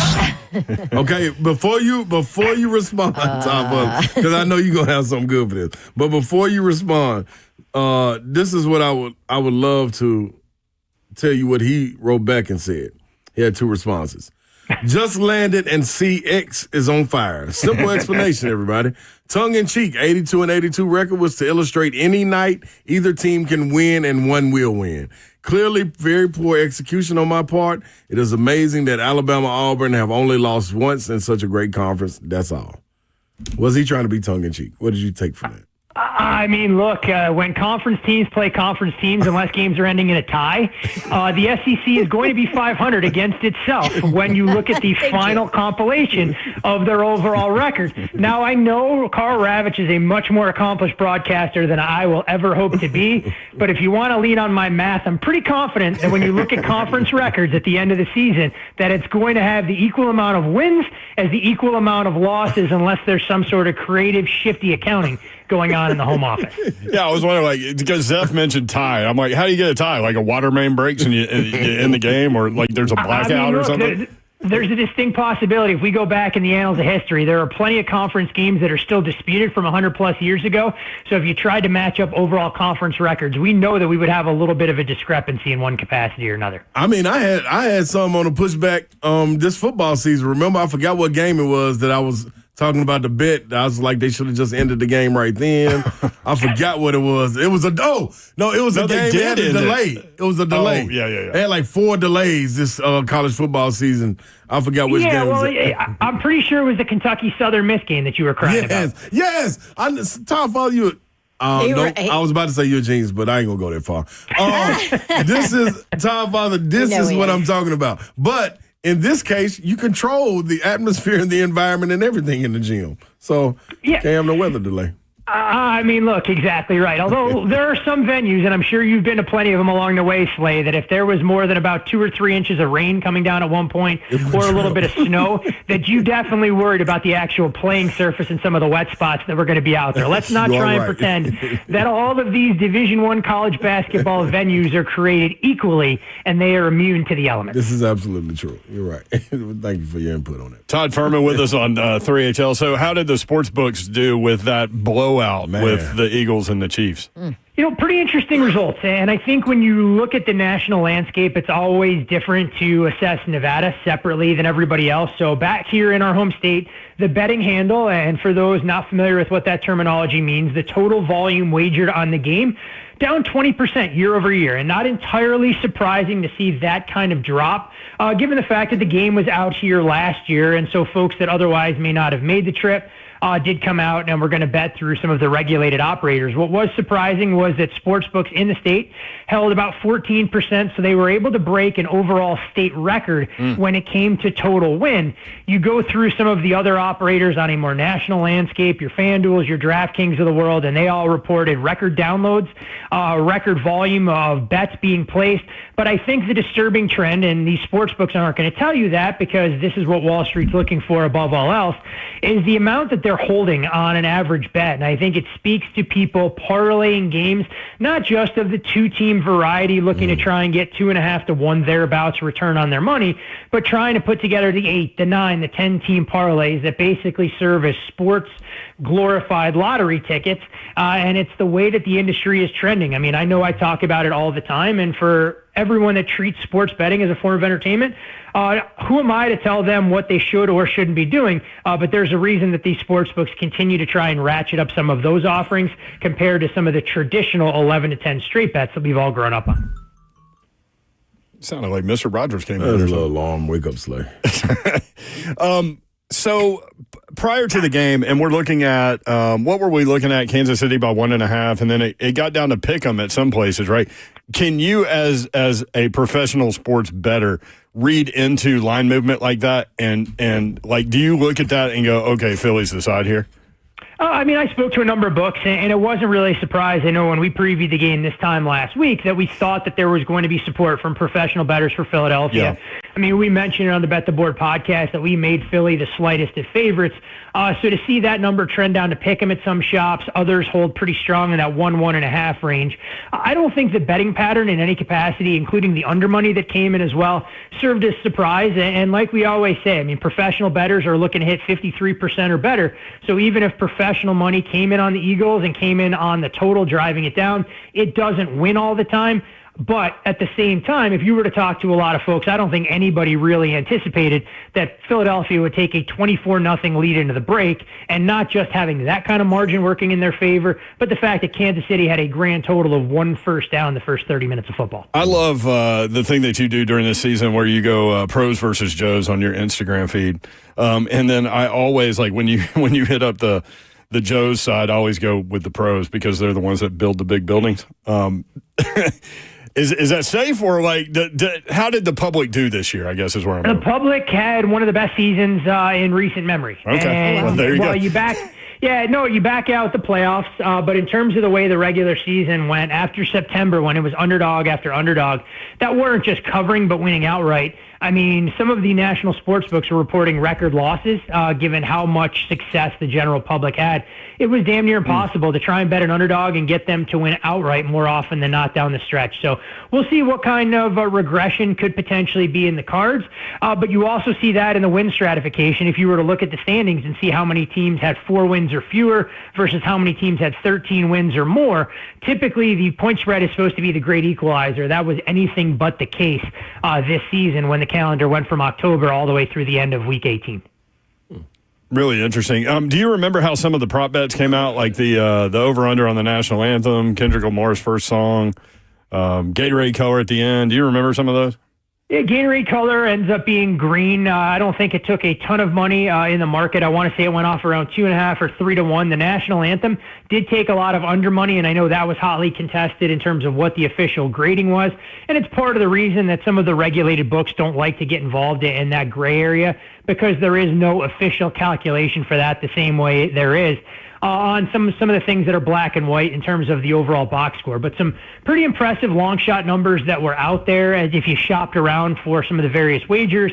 I mean, there was definitely a faction of folks who I'm sure were disappointed when Jihad Dotson at about 85-1 to score the first touchdown in the game came back from commercial and saw that touchdown reversed.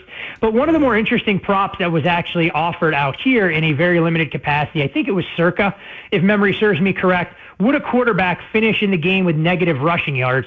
It took Kenny Pickett coming in and taking knees on that final series to pay that particular prop bet off at 50-1. So that's always something decided in the Super Bowl on every single snap, and that's what makes that game so great from a wagering perspective, that just when you think you're safe, no matter what you've had available in your portfolio, you need to make sure that clock is hitting 000 before you're able to cash that ticket. So did the national anthem go over?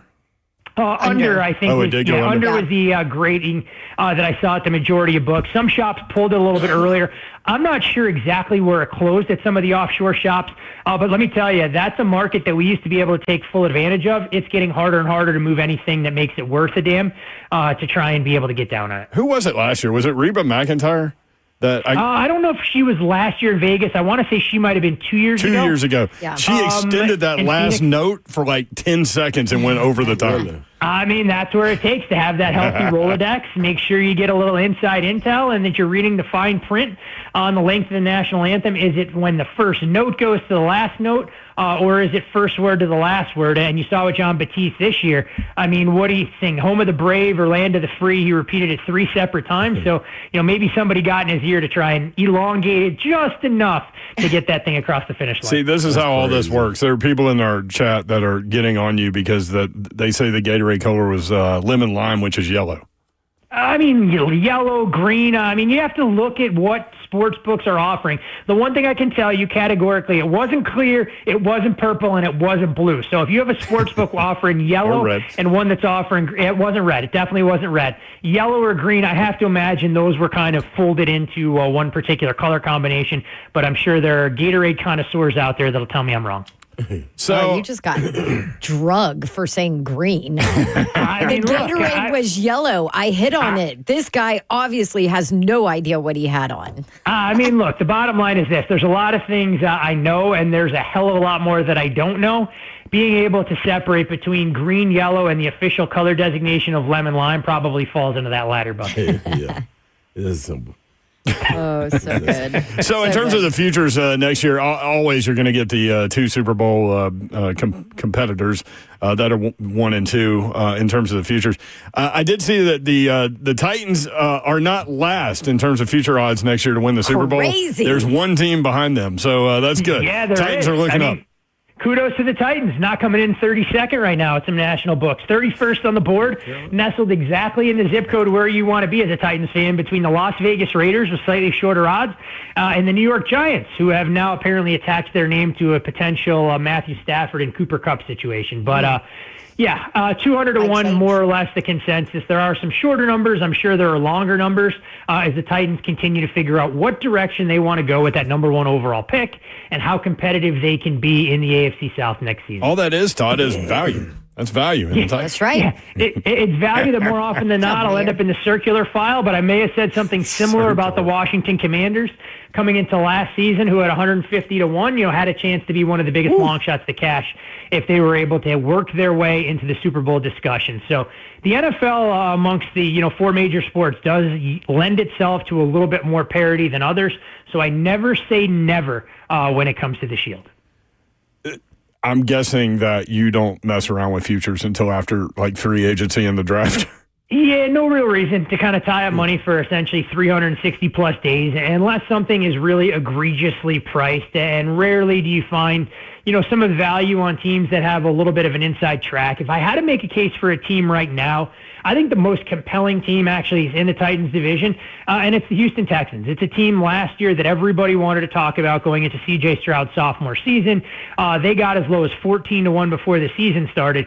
Here we are with a defense that's going to return largely intact. I do have to go through the roster, make some of those updates. You figure that they'll be healthier at the wide receiver position. They'll be able to shore up the offensive line a little bit. And here the Houston Texans are at a price tag right around 30-1. So I have not bet them myself, but if I had to make a case for one team that may offer a little bit of upside right now on February 12th, the Houston Texans are a team that intrigues me a little bit. Todd Father, so what is Payne doing right now during this? I know you can go to hockey and, NASCAR. Like, what's Payne's itch? I think he falls kind of off the grid completely. I'm sure you can probably find him at one of the Seminole Hard Rock properties down there in South Florida. What I can share about Payne, and he'll get mad at me, but he ain't going to listen to this anyways. He likes to fancy himself as an advantaged slot player. So Payne will spend some quality time looking for edges wherever he can in some of the other gaming pursuits. So whether it's video poker or slots, Payne will spend some quality time there recharging his batteries before we start football prep again in earnest with spring practice for college football sooner rather than later. Okay. So are we ready for basketball? We can talk a little bit of basketball, but I won't do a lot in the way of handicapping. I will say that we have one hell of a game coming on Saturday, the Iron Bowl. So a lot more at stake between Auburn and Alabama on the hardwood this year than what we saw in terms of the gridiron during the season. Mm-hmm. Do you call the basketball game the Iron Bowl? I think you can, right? Isn't it still the Iron Bowl rivalry? You went to Auburn. Don't think you so. should be the one correcting me here, Dawn. I am. I'm just doing it in a nice way, Todd. Okay, so what is the rivalry called between Alabama and Auburn in basketball? Or because both programs have been so irrelevant for so many years that it just listen, we're number one lost. in the country now. Well, now you are. One.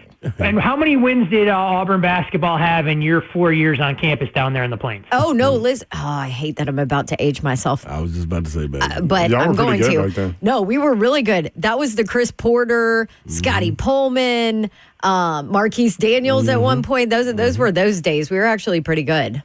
All right, so I was going to give you the benefit of the doubt. I figure you only graduated like 7 or 8 years ago. So. Oh, thanks, Ferman. There you go. Swag See, Buck, this is why I love you. Swag Buck on Twitch says, Todd, the NBA is the easiest sport to bet on.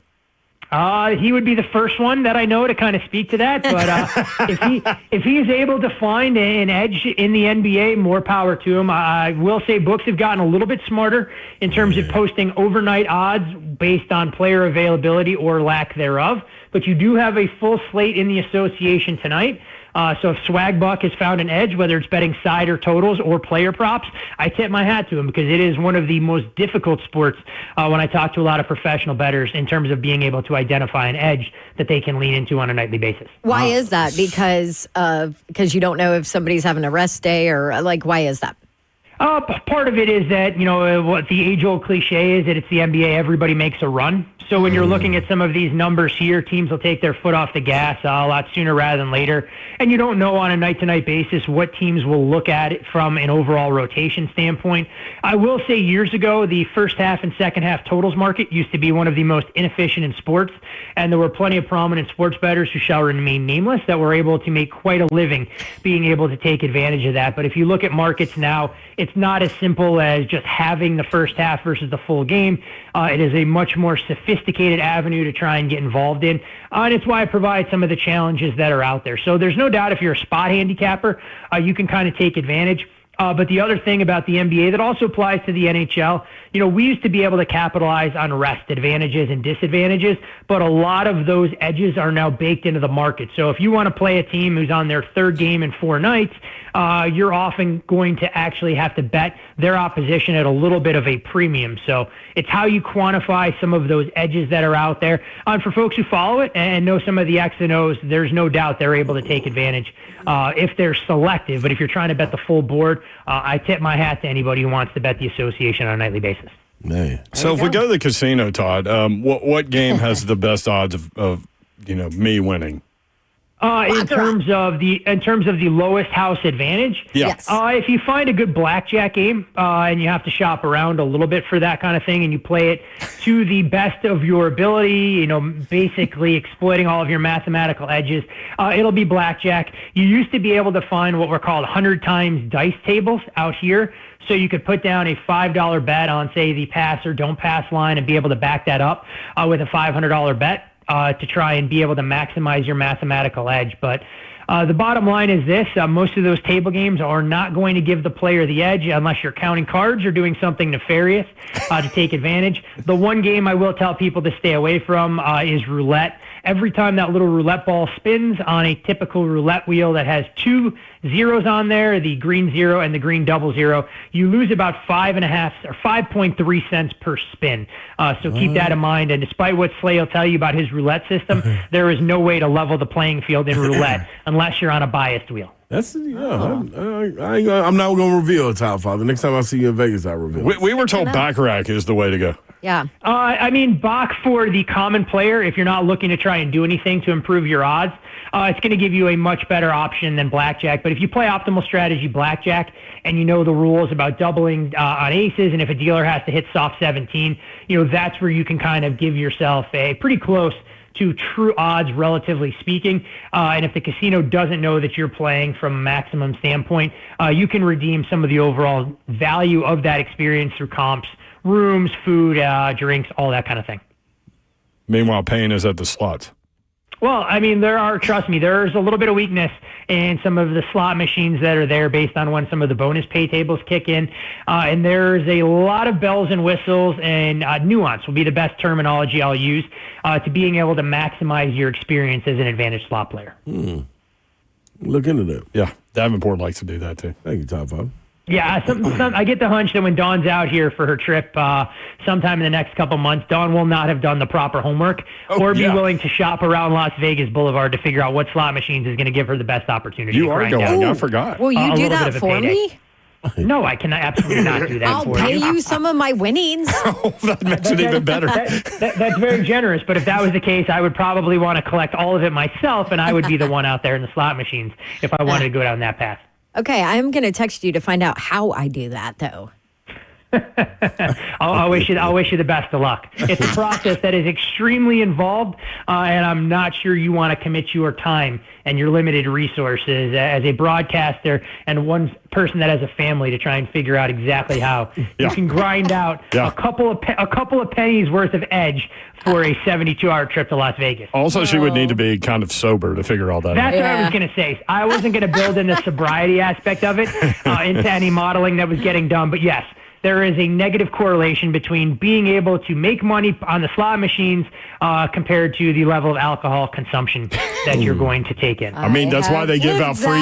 That's why they give out free drinks. I mean, there's a reason. By the way, are harder and harder to get these days. Most of the properties, especially on Las Vegas Boulevard. Slay, did you have a chance to go to the end of Canal Street and take advantage of some of the offerings at Caesars while you were down there? Yeah, went down there. They took advantage of me. I mean, what was the game of choice? We left at 5 a.m. I was on blackjack and I was doing fine, and then went to craps, and my time went. And it just went swiftly, crap. Yeah. So everybody was making money off Slay, and then he went to go get a drink, and everybody was like, "No, don't leave," and he left, and everything turned. Yep. Yeah, he's the guy rolling dice, and everybody else is betting the don't pass line while he's as cold as they come. Yep. Wait, Dawn, did you say you guys were at the casino at 5 a.m.? Yes. Was that starting the day, or was it closing the day out? That would be closing the day out. Yeah, and then we were at the convention center by 8 a.m. Yep. I applaud the commitment to the craft, and you guys, burning the candle at both ends as it pertains to Super Bowl cities and some of the gaming establishments that allow you entertainment options at all hours of the night. Mm-hmm. Thank you, Todd. Good stuff, brother. Always a pleasure, guys. That was a. He's like, what in the world? That was a deeply involved conversation there. What the hell? It's 3HL.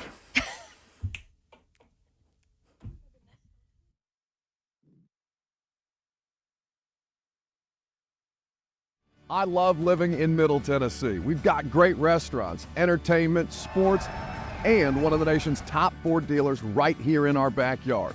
Two Rivers Ford. Remember that name. Two Rivers has been a staple in our community since 1983. They're locally owned. They have a non-commissioned sales team, and they sell below MSRP. They've been doing business with integrity for decades. Two Rivers Ford, the South's most trusted Ford dealer.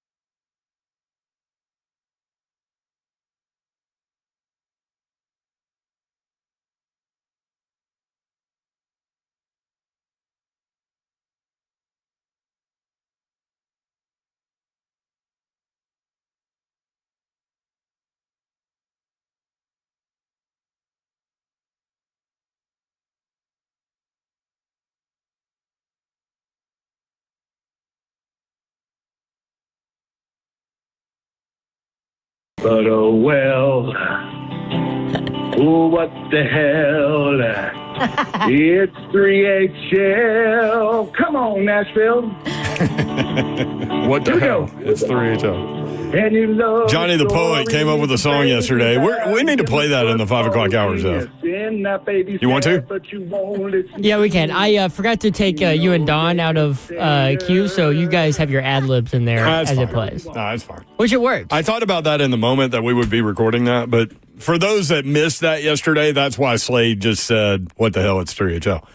Because Johnny the Poet came up with a song yesterday. We'll play it for you in the 5 o'clock hour. It's good. It's good. 615-737-1045. What you got? Just wait on it. Just wait on it. Yeah.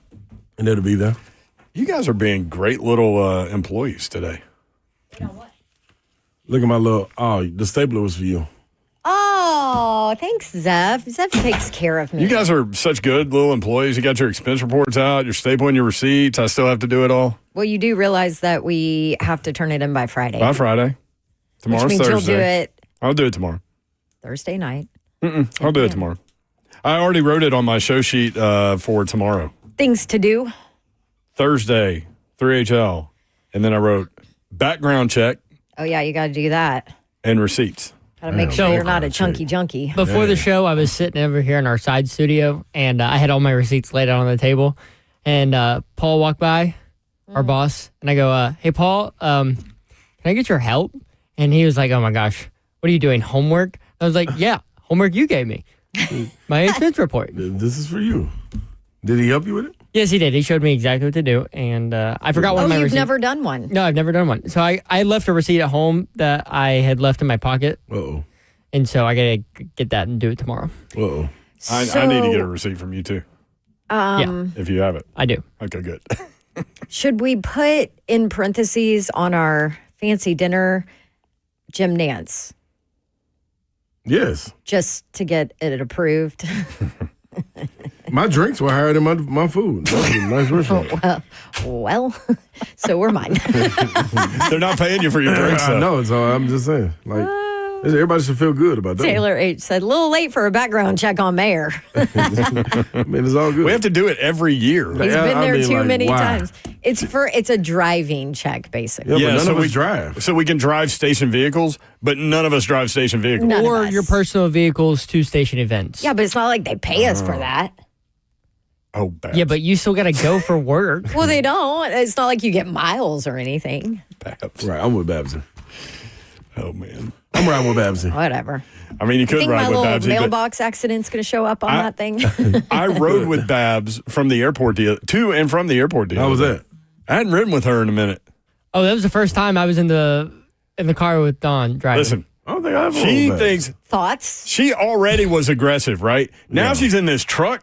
Yeah. She thinks she's invincible in that thing. So while we were driving, I told Dawn. Aggressive. I was like, Dawn, you can start slowing down before you get, right behind a car. Oh, no. Was that person not going 30 in the wrong lane? Oh, listen. You did it to multiple cars. There's like 3 cars you did this to. Here's the other thing. Right? Yes, that guy was going slow. Here's the other thing. So 5 foot, what are you, 5'4" now? Yeah. 5'4", Dawn. 5 on good days. Slay. She's like right up against the steering wheel. I don't think I've ever You had... can sit behind her all day long and just your long legs. Oh, yeah. I've never had that much leg room in the back of a car. Here's the other thing. So we get the Uber. I got to see. We get the Uber from in New Orleans going to the airport. All right. And so Slay had already warned us, like, traffic is ridiculous. And it's because people were going to the airport to pick people up. Yep. It wasn't people leaving the airport, but you're all in the same traffic. And so our Uber driver, man. I could, y'all. It was very... Dawn was in the back the whole time. Why is he going so slow? Why is he going so slow? Let's start with this. He's in the fast lane going slow. There are 2 police officers with their lights on and sirens behind him. And he's like, I don't know where they expect me to go. I can't go anywhere. I'm just going to sit here. Oh, wow. He's like, they can figure it out. I'm like, well, I'll tell you what you can do. You can go faster than 45 in the fast lane, dude. Well, I thought these cops were going to pull him over. Dude. Like, They forget where we're going. And then when he started shouting at his buddy or his cousin, I think he said it was his cousin when we pulled up. So we pull into the airport. There's another lane at this point, and there's a minivan with the window down, and our driver starts just like he lowers the window. Kirby's in the front seat, and Kirby and this guy get along really well. And they were both complaining about everything that's wrong with the world. And it's perfect for them. And so my man starts, he just starts screaming at this van next to us. And like Dawn and I was in the very back. Dawn and Seth were in front of me in the middle. And we really thought that somebody was about to pull a gun. I know. I was like, what is he doing? What? We are innocent bystanders here. It took like 10 seconds of them screaming at each other to start laughing. And we're like, oh, okay, they know both of them? Yeah, they both started laughing. Okay. You weren't with us. No, my Uber driver was so comfortable that he was driving and he was speaking a foreign language, but driving and talking on the speakerphone the whole time.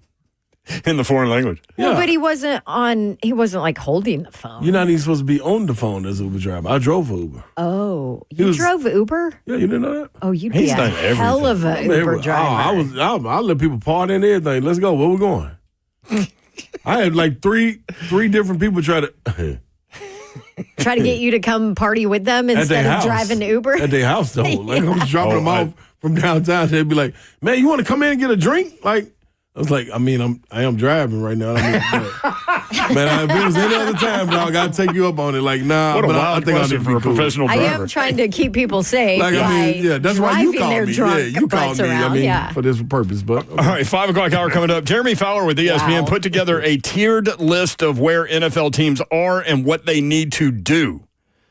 Got that for you next. And where are the Titans? They're way down the list. 3HL 1045 The Zone.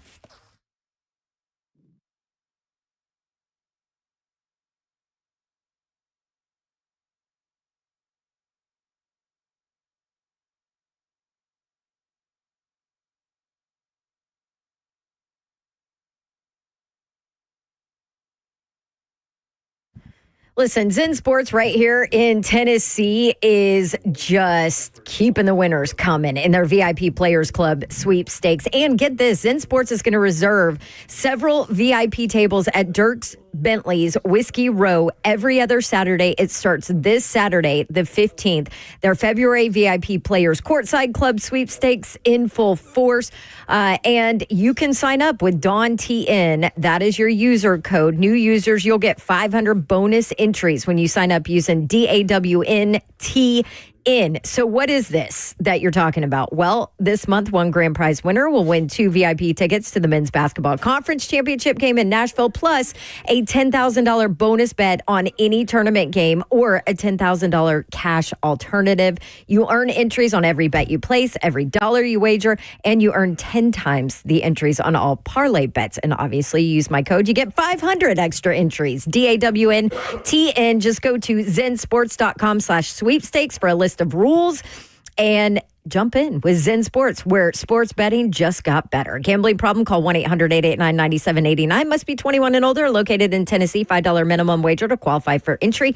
Terms and conditions apply. Full contest rules is on zensports.com/sweepstakes. A qualifying wager for a wager entry must have minimum odds for any leg of the entry of at least -250 or worse American odds.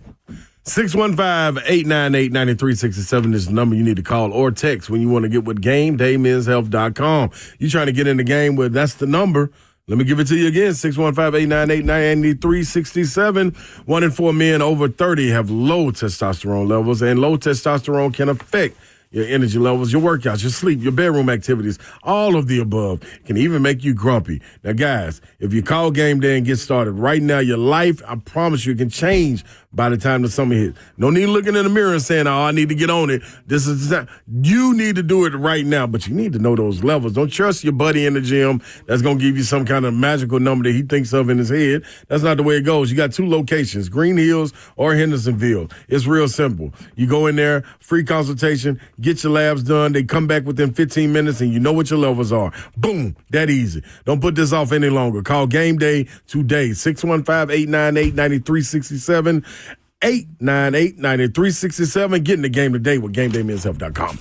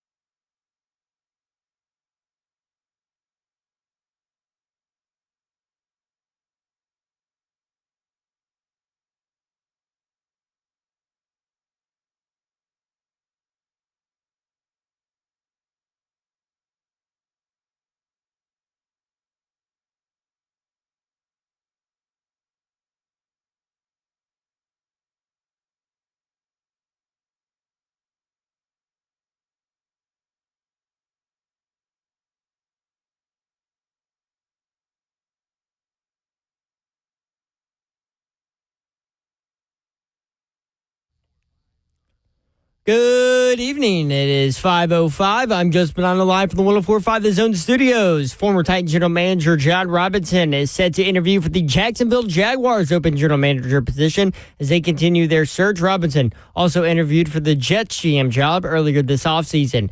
In college football news, Ohio State is set to hire former Lions head coach and Patriots defensive coordinator Matt Patricia for its D.C. job, according to Pete Thamel. Buckeyes fill one of their empty coordinator spots after former D.C. Jim Knowles left for Penn State. And in college baseball news, with the season looming on Friday, Tennessee baseball transfer Alberto Osuna has filed a complaint against the NCAA in federal court in his pursuit of an added year of eligibility by following the legal argument made by Vanderbilt quarterback Diego Pavia, saying the JUCO years should not count against D1 eligibility. Currently, Osuna is not eligible to play in Tennessee's season opener. For all your foundation repair and waterproofing needs, you need to visit USSTN.com. Breaking news at once in your home for the Titans and Vols. This is 104.5 The Zone.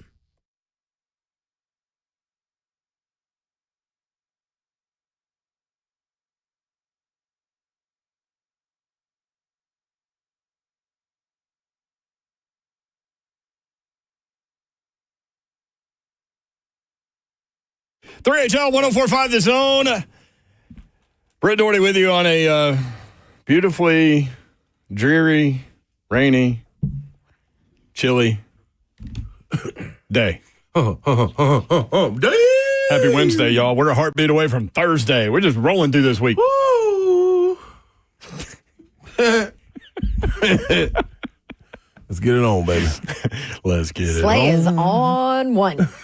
What kind of medicine you got over there? I am on Sudafed over here. Oh, you are on Sudafed. Yeah.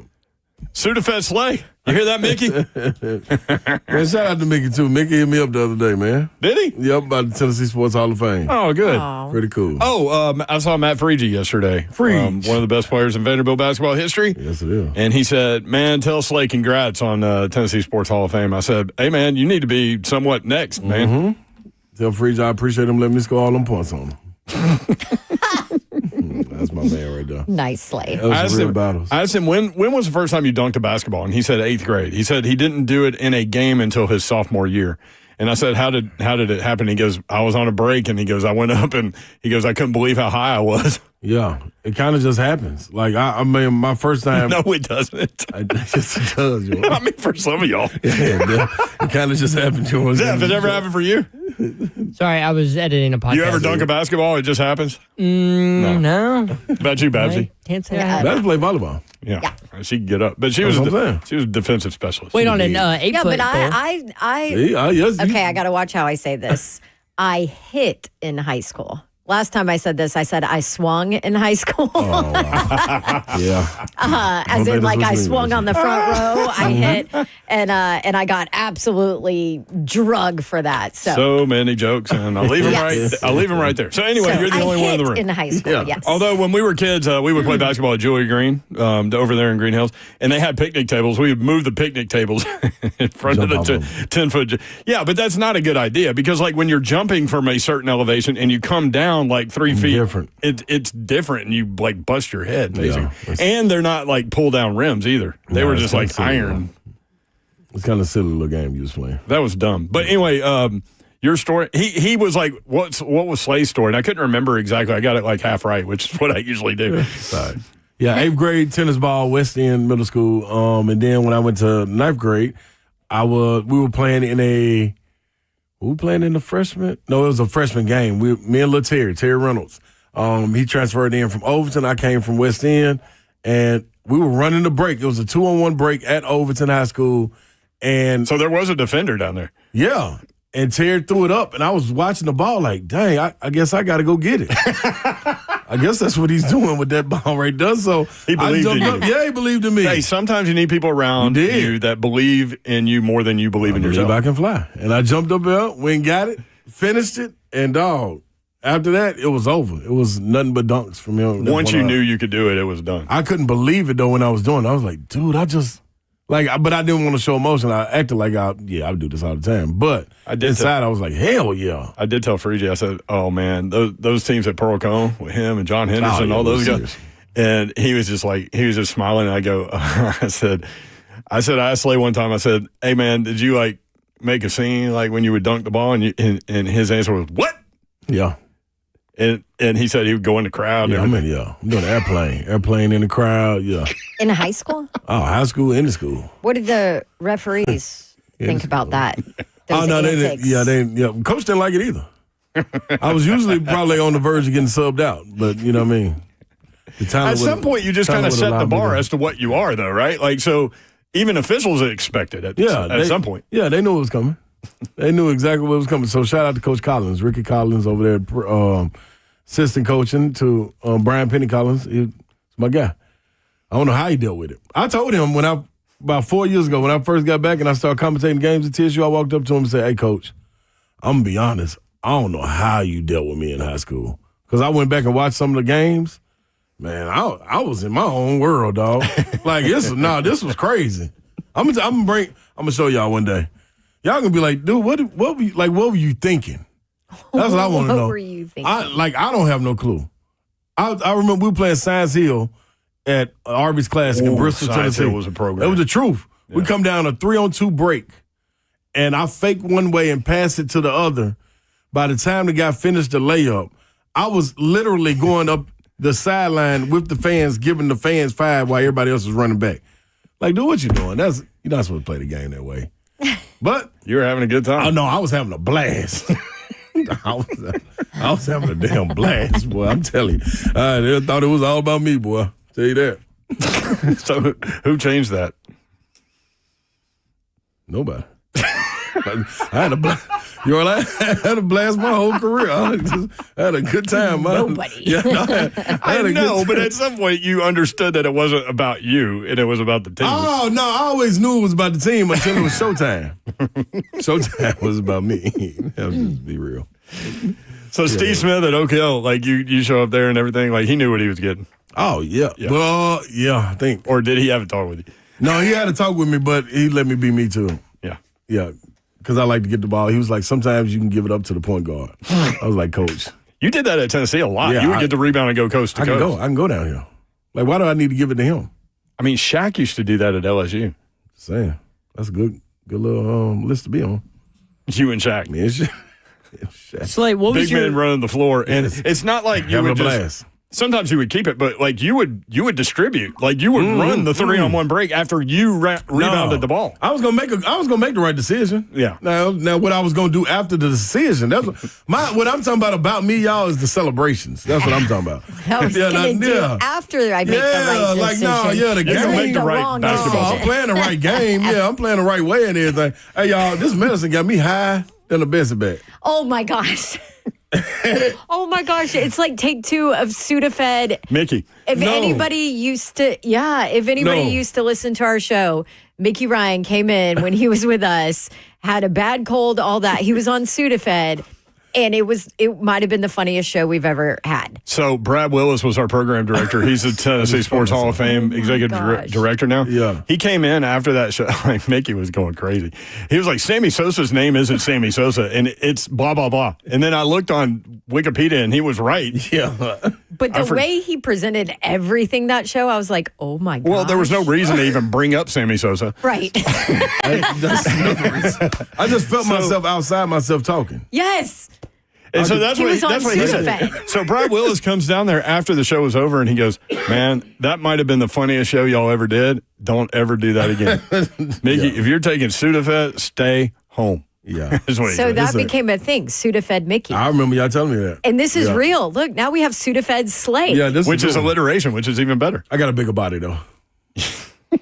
You should just said. No, I could feel like it. Watch myself outside of my body talking. I was on a run. I could feel myself. I couldn't stop. But now I'm back. I'm back now. I was on a run. I was. Sudafed Slay. I can see it. Man, what did they put in Sudafed? Oh no, it's a bad boy though. Is it Sudafed something you have to like show your license to buy? Yeah, right? yep. Oh, you do? They know it's me. Oh, you can make things out of that? Yeah, they know it's me. Yeah, they knew it was you. I gave my license. All right, we didn't get into Jeremy Fowler's list, but we will do that when we come back. If you want in, 615-737-1045. Matthew will lead us off. He wants to talk about Aaron Rodgers. Psychiatric. Is that where you're headed? Emotional conditions. Oh, geez. There's a lot in here. Hey, we'll keep you in the right mindset. Thank you, brother. We're just talking about high school basketball. Oh, yeah, it was a good time. And college. I love it. Buzz didn't try to rein you in. He did. It was a news report. Chris Lowe might have wrote the article. I might have to ask him. About trying to rein you in? Yep. It didn't take. 2 games. Didn't work. You didn't play like I played yourself. horrible. I played horrible. So did you go to him and say, let me be me? Yeah. Or did you just I think we kind of both understood? Mutual, yeah. Like, dude, you got to be you. All just right. tame it back a little bit. Where are the Titans on this list? Jeremy Fowler with ESPN put together a tiered list of where NFL teams are and what they need to do. For example, he lists KC and Philly in the still major contenders list. Obviously, Buffalo, Baltimore, Detroit, he lists on the cusp. Where does he have the Tennessee Titans and what do they need to do? 615-737-1045.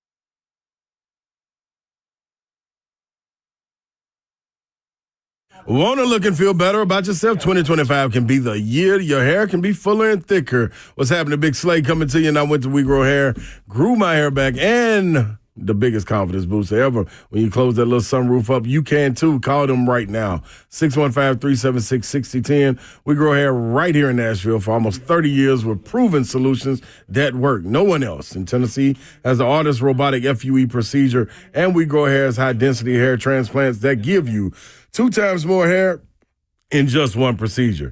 And fast 45-minute laser PRP treatments for men and women. Now me, I go in there, sit under the laser for about 30 minutes, do my work, whatever I got to do, expense reports and more, and get on out of there. All you got to do is hit them up. Call them right now, 615-376-6010. Backed by the only company I trust to help with your thinning hair. We Grow Hair. That's right, .com. This year, look and feel better about yourself. Restore your hair. Go to WeGrowHair.com and call 615-376-6010 for your free consultation right now.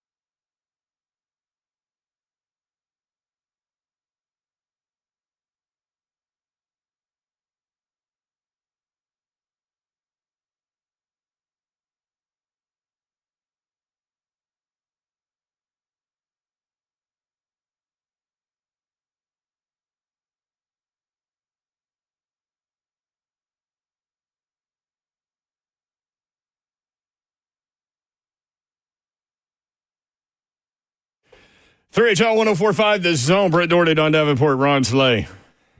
What are you doing to him? Sprinkling fairy dust on me. She's sprinkling fairy dust on you. Uh-huh.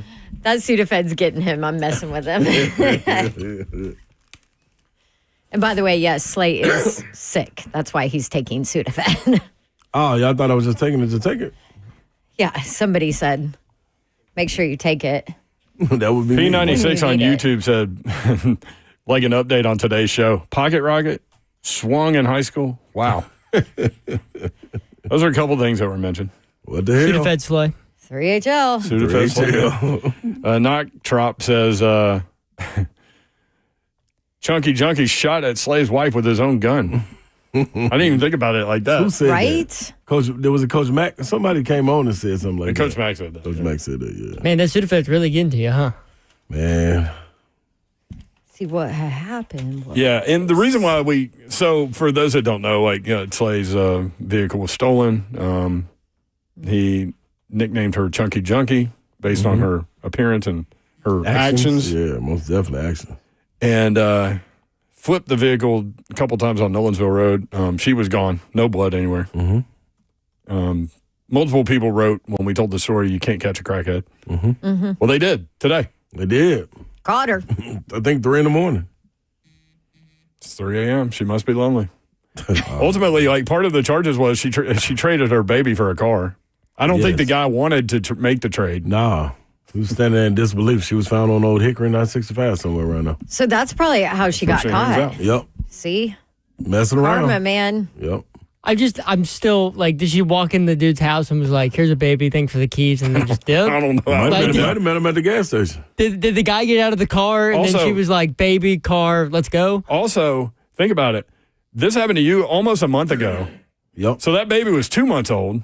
Right. Where was the baby when she stole your ride? Yeah, Slay, you didn't get a baby. No.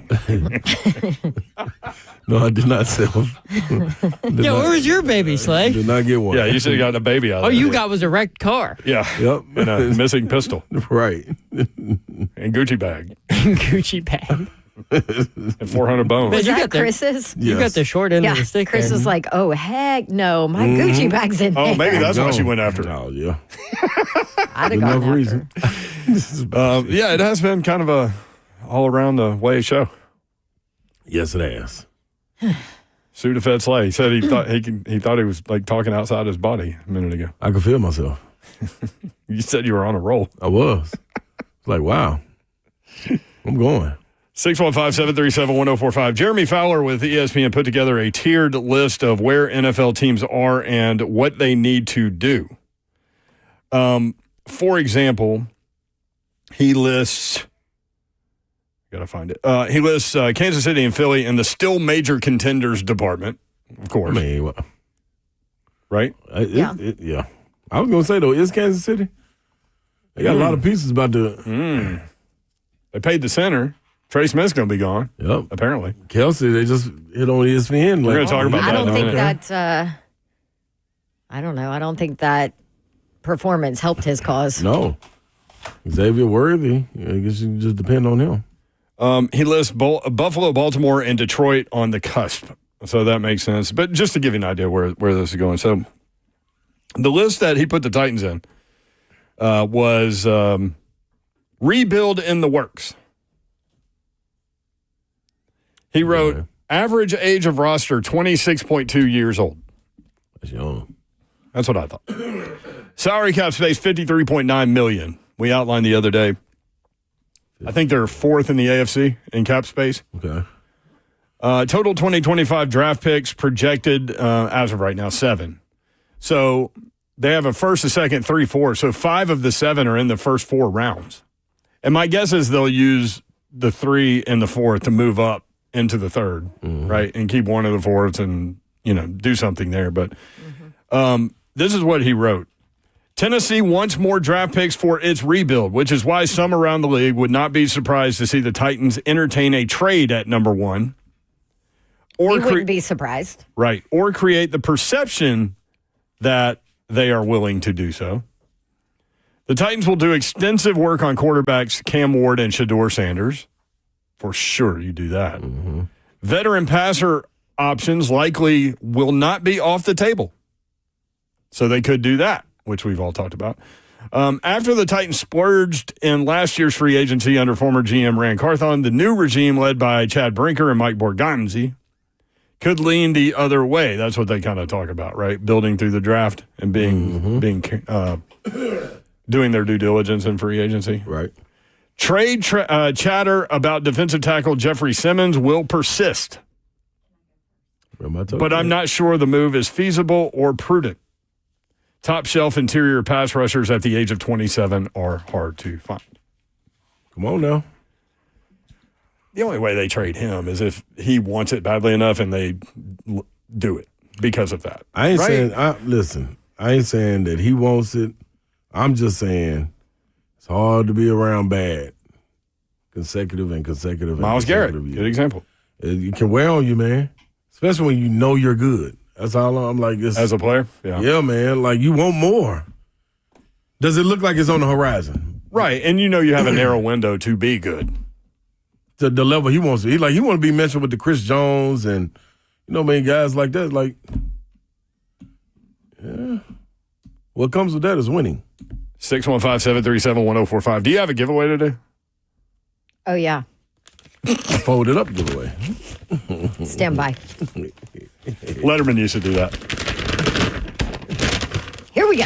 Winning Wednesday, baby. Oh, it's basketball. Oh. Athletes Unlimited Pro Basketball. Yes. You can win 2 tickets to see this weekend's games at Nashville's Municipal Auditorium. Did you take some of that Sudafed? I don't know. I told you guys about this. This league is awesome. Women are phenomenal. I watched Top level basketball. I know because I was working it. That's the only reason. But thank you. It looked good on television. Okay, caller number 5. Thank you. Right now, 615-737-1045. You win 2 tickets to see the games this weekend. Athletes Unlimited Pro Basketball. Don't miss the world-class talent, the playoff intensity of Athletes Unlimited at Municipal Auditorium. Season 4, February 5th through March 2nd. Watch Alicia Clark, Sydney Colson, Lexi Brown, Jordan Hurston, Isabel Harrison, and much more. Tickets start as low as $20, but we're giving them to you for free. Get you access to both games of the doubleheaders, post-game autographs, activities on the court, and much more. auprobasketball.com is where you go to buy your tickets if you don't win them. Yeah. Good job, Babsy. It was really fun. I know it is. Are you working this weekend, too? I'm not. I don't work again until the 23rd. Okay. I was just asked to go tonight. I don't think I'm going to be able to make it. You are on Sudafed. You need rest, dude. I do need Go rest. to sleep. You got to fly out again Friday. That's the day after tomorrow. That's a good place to be, sleep. Sleep. Mm-hmm. I need to go to Paul's in Green Hills. Mike, what's up? That's where I need to go. There you go. You want to tell the good people what's at Pause? Oh. Yeah, you got the sauna, you got the cold plunge, you got the float tank, you got the... You like the float tank? Love the float tank. Yeah. Oh, my gosh, dog. That right there. It's basically like salt water. Yeah. What do they compare it to? The Dead Sea. Yeah. Dead Sea, yeah. Yeah. Which is also good for your skin. Right. Plenty of Epsom salt, like you feel... The only thing is you can't go to work after. Because you're too relaxed? Too relaxed, yeah. You did. I did. I was yawning and everything. Like, It's a questionable decision. Yeah. Also, you said it's like the Dead Sea. Like, how many people listening to us have been to the Dead Sea? Have any of y'all? I haven't. No, I Have haven't you? either. I have. I was playing over there. Yeah. How You cool was did? it? Did you you get go in in it? it? I went in there. Isn't there like a dangerous aspect of it or something? They didn't tell me that. Oh, okay. Let me look it up. So what was different about it? It was just like thick water? No, like just salt water, man. Like you just sitting out there floating. You actually can float. That was the wildest thing. Like you didn't have to dog paddle or whatever? No, you just be there. Just lay down, yo. Pretty cool. The Red Sea. So that's a thick water, right? Because of the salt. I mean, if you want to say that, yeah. Yeah, I really did. Is water, yes, you did. But is water really thick? Or is it the salt? When you put a bunch of salt in it. That ain't the water, though. That's the salt. Yeah, but I mean, it's the same thing. It goes one with the other. Well, it's not. Avoid swimming in the Dead Sea while drunk or intoxicated. Wait, shouldn't you not be in any body of water when you're drunk or intoxicated? No, you Pretty shouldn't. sure. Yeah. That ain't. One of the saltiest bodies of water in the world, nearly impossible for aquatic life to survive there. It's possible to drown in the Dead Sea if you're caught in strong winds or you flip over. Yeah, You flip over. Probably not flip over. Stay on your back. Taylor says, y'all need an IV infusion sponsor. Oh. We definitely do. Oh, man, shout out to my You feel like a superhero when you do that. Blair just gave me one. Blair Durham. Blair Durham? Yeah. An IV? Yeah, he said they can come up in and knock it out in the radio station. Blair Durham does IVs? No, Wait not a him, second. but No, he gave him a name. yeah, a reference. Give me Tell a him to rep. come on up here. Tell the We'll do IV any people. day because we all need one at any day. Okay, we need to do them tomorrow. If y'all haven't done an IV, I'm serious, dude. They can put anything in it, like vitamins and all this stuff. You feel like a superhero after you do it. I want everything. Everything they got. Give it to me. You think Junkie was high on Sudafed? Nah. Yeah, I mean, maybe a couple of the ingredients or something, but Yeah, it was definitely something stronger than Sudafed. To survive a car being rolled over twice with no seatbelt. No blood or anything. And no blood, walk away. And keep in mind, Chunky Junkie is short. Slay's 6'8". The seat in the vehicle was set for 6'8". yeah, you can't And it's yeah. broken. You can't even move it up. Yep, the back part. So she was back at driving like this. And even if it wasn't broken, no way she took the time to move the seat up as she was putting in No, reverse. she barely even closed the door. She dropped that bad boy in reverse. But she was on one. She was still conscious On enough double to grab the purse and the money. Yes, And the gun. And left the cannoli. 615-737-1045. Paxton and Hermitage. Paxton, what's up? Hey, man, how y'all doing? We're good, Paxton, man. What's up, Ron? I'm not going to say Shanola, but I had to give an alias because it's DJ. Because it's DJ? Yeah, it's DJ. What's up, Ron? What's happening, man? Alias. All DJ, bad, man. yeah, you cool. DJ, you just got, you got to watch it. You be on a short leash, man. I know I'm on a very short leash. All right, so that kind of parlays into my talk. Is Levis is on a very short leash, right? Yes. I mean, he's on a very short leash, if at all. Okay. Yeah, might be roaming though. I'm just kind of like if you look at it like in history, I was watching Super Bowls. I just watched the last 15 Super Bowls, and it's like Tom Brady. Wait. You just watched 15 Super Bowls? DJ. You went back and watched them? Cam Ward? Yeah, he didn't even throw in high school, okay? He didn't even throw in high school. His history is, like, he went to West, like Washington West or whatever it was. Incarnate Word. Beast, man. He's a beast, dude. He's a beast. Is that who you rolling with the number one pick? Man, I mean, I probably would at this point because the Titans are so desperate. Let's just take a flyer on it. I don't know.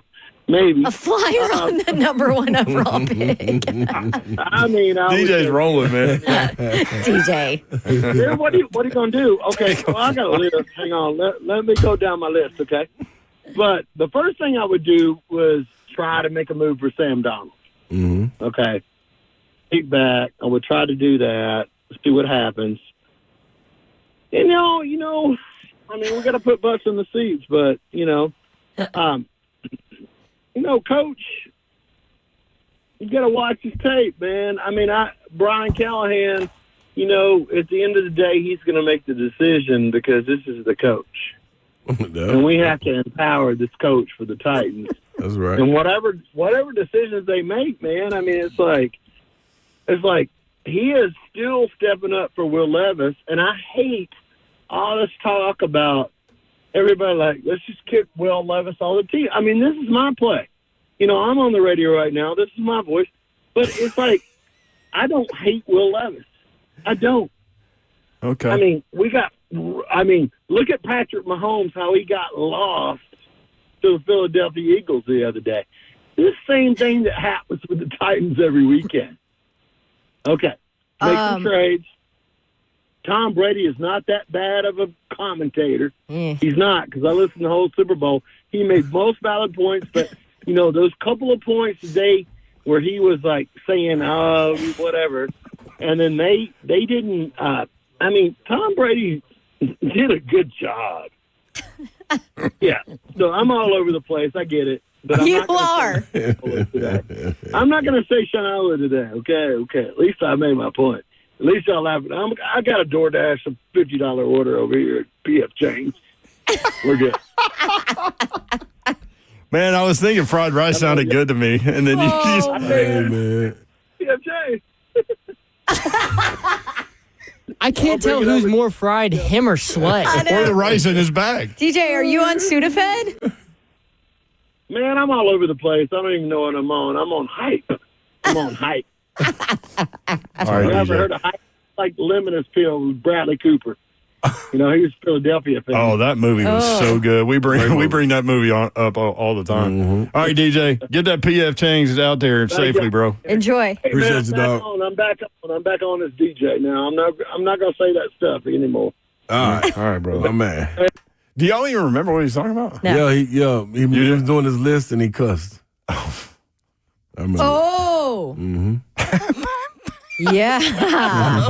Oh, yeah. Okay. Oh. Jeez. I feel like you're contagious, Slay. It made me Well, I think part of it is like we're having fun with it, so Trickling we're down kind of on y'all, dialed in. man. And then DJ calls in just to add to it. He also said $50 at PF Chang's. I don't know where he started and where we What started. did he call to talk about? So what did he tell you? Cancel culture. He called me and he's like, I want to talk about cancel culture. I feel empowered to say something. And so I was like, all right. And so then he comes Well, on. there's no telling where that would have gone. He comes on and the first thing he says is, all right, I was using an alias. It's actually DJ. I got to go through my list. And so then he goes to Cam Ward. I love DJ.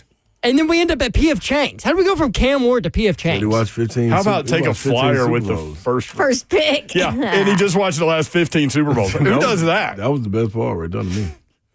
Like, And oh, by the way, Tom Brady's not that bad. Did you just get to the end of Netflix and you were like, what else do I watch? Well, I'll watch the last 15 Super Bowls. Do you think you watched like all the commercials with him too? That was amazing. Yeah, that was good. That was pretty good. Mm-hmm. That was It was something. It was something. Stokely says it's PF Chang's code for huffing paint in the back of Home Depot. You know what? He was happy though. No, it was good. Energy was good. Yeah, I like the energy. Here's my conflict. When he brings up PF Chang's, I get anxiety. I can't decide whether to go fried rice or lo mein noodles. That's never a question to me. What do you do? Rice. Babs? Can we take a break? What are we doing here? What the hell? Would you go lo mein noodles or fried rice? No, I would go lettuce wraps. Okay. I was intrigued. I would expect that one right. That was a good pull right there, Babs. Oh, hell, it's 3HO.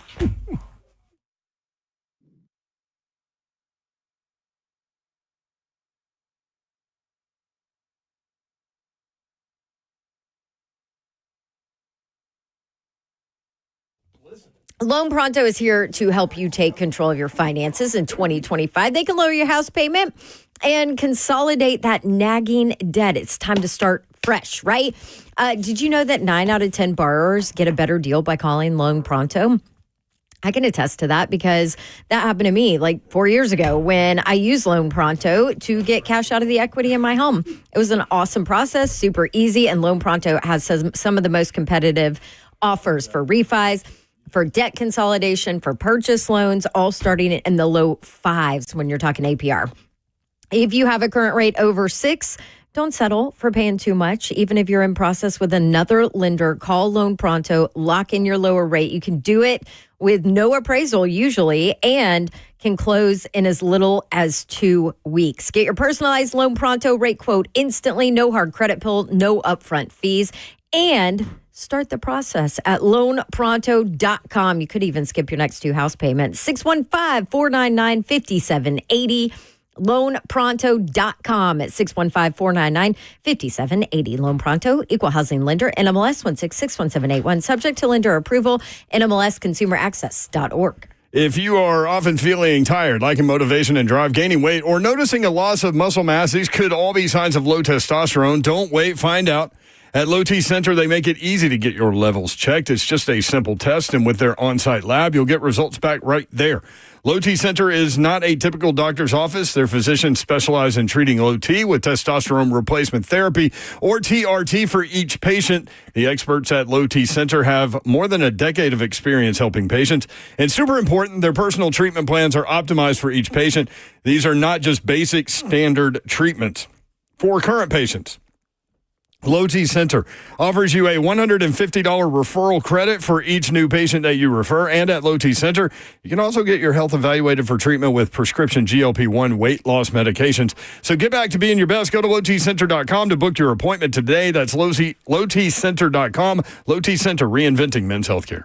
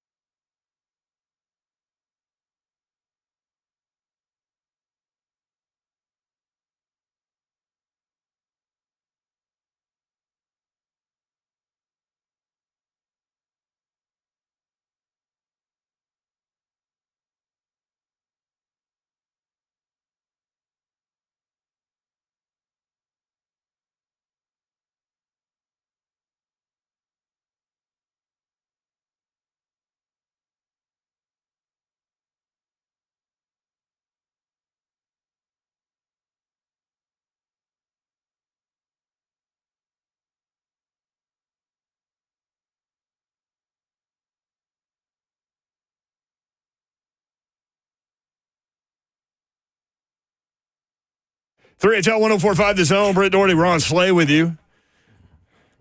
Babsy had to go take care of something. I just got chills. From what? I guess just being outside. Being outside in the elements. That's Slay is something else. I'm telling you. It's just like Mickey, man. Although it didn't hit you till late in the show. No, because I think it was, I took it. When did you take it? Like at 3:45. Oh, well, yeah. I took one earlier. Yeah, I took one earlier about 10 or 11. So I think it's supposed to take every 4 to 6 hours. So I go every 4. I don't know that I've ever taken Sudafed. Does it work? Like with it head works. cold Congestion symptoms? and all that. Heck yeah. Oh, it does? Well, my nose been running. I think that's what it's for, ain't it? Yeah, to not make you congested. I think some... I'm going to be on this Alka-Seltzer Plus tonight, though. I think some Blantons would work well. So you know what? This is what I'm really... Probably not with Sudafed. Oh, that's exactly where I was going. But just make sure you're somewhere around your bed. Put the Alka-Seltzer in the Blantons. And then pop the Sudafed, the nasal decongestion. Then let's see where we are. Alka-Seltzer in the Blantons. Yeah. Never heard of that. You feel me? You know what I'm saying? I think you should do like Insta Live after you do that. Just take questions from people. Yeah. What you got out there, people? Big Slay's on the mic. What you got? Somebody, see, it is a decongestant. I know. It says it on the box too, y'all. Yeah, you can read. It's right. It's in big letters too. The biggest letters. I said I was going to take Matthew first, and let's get him. It's my bad that I went to DJ, but DJ was all over the place in a good way, so that was entertaining. Matthew and Franklin. Matthew, sorry about that, brother. What's up, man? Life is beautiful. I'm going to, first of all, thank you for being so damn entertaining. I love you guys. We love you too, Matthew. I want to correlate the Slay world to the Aaron Rodgers quarterback thing. Okay. Slay's got to go get a new ride. And he goes to the dealership and he goes, Mr. Slay, right here, I've got a Ferrari. It's been one of the best we've ever had. It's got 500,000 miles. The tires worn out. Wow. The suspension is bad. The seats broke. But it's a Ferrari. Now, you can have him, or over here, I've got a whole damn truck full of new cars. You can take your pick. You're the number one guy in my dealership. Do you want this worn out, broken down, jangly Ferrari? Or would you like to go try the new vehicle, Mr. Slay? I like that one. I'm going new vehicle. I know exactly where you're going with that. I'm with you on that. I'm trying to figure out how you could fit in a Ferrari. I got lost in that part of it. You ain't going to have to worry about it because it's already ran down. It's 500,000 miles. I ain't going nowhere anyway. That's right. Hey, gentlemen, one quick thing. You mentioned Matt Freegee. Yeah. His brother-in-law is Ingle Martin. Yep. And his father-in-law is Mike Wright that I played ball with at Ryan, and he played at Vandy. Some people think that Mike Wright is the best athlete to ever come out of Nashville. That is tough right there. Yeah. I'm going to tell you, he's one of the greatest men and a great friend. I've never heard him say a curse word. I've seen him get angry at a ball game. Oh, but, yeah, he'll do that. I think he actually got penalized in one of Ingle's games. He stands next to Ingle Martin, the football coach at CPA. Also, some people think is one of the best athletes to come out of Nashville, out of NBA. But he's the head coach at CPA, so Mike Wright stands next to Ingle, and he's the one that gives all the officials the hard time so Ingle doesn't have to do it. Now, here's one last thing. When Matt and Mike's daughter got married, he came to Mike and said, I've got a contract to go play ball in Japan for 8 months. Mike said, have a good time. He said, what do you mean have a good time? He goes, my little girl ain't going to Japan with you. We'll see when you get back. And guess who he traveled with? His carry-on bag. That's it. That was it. You better believe it.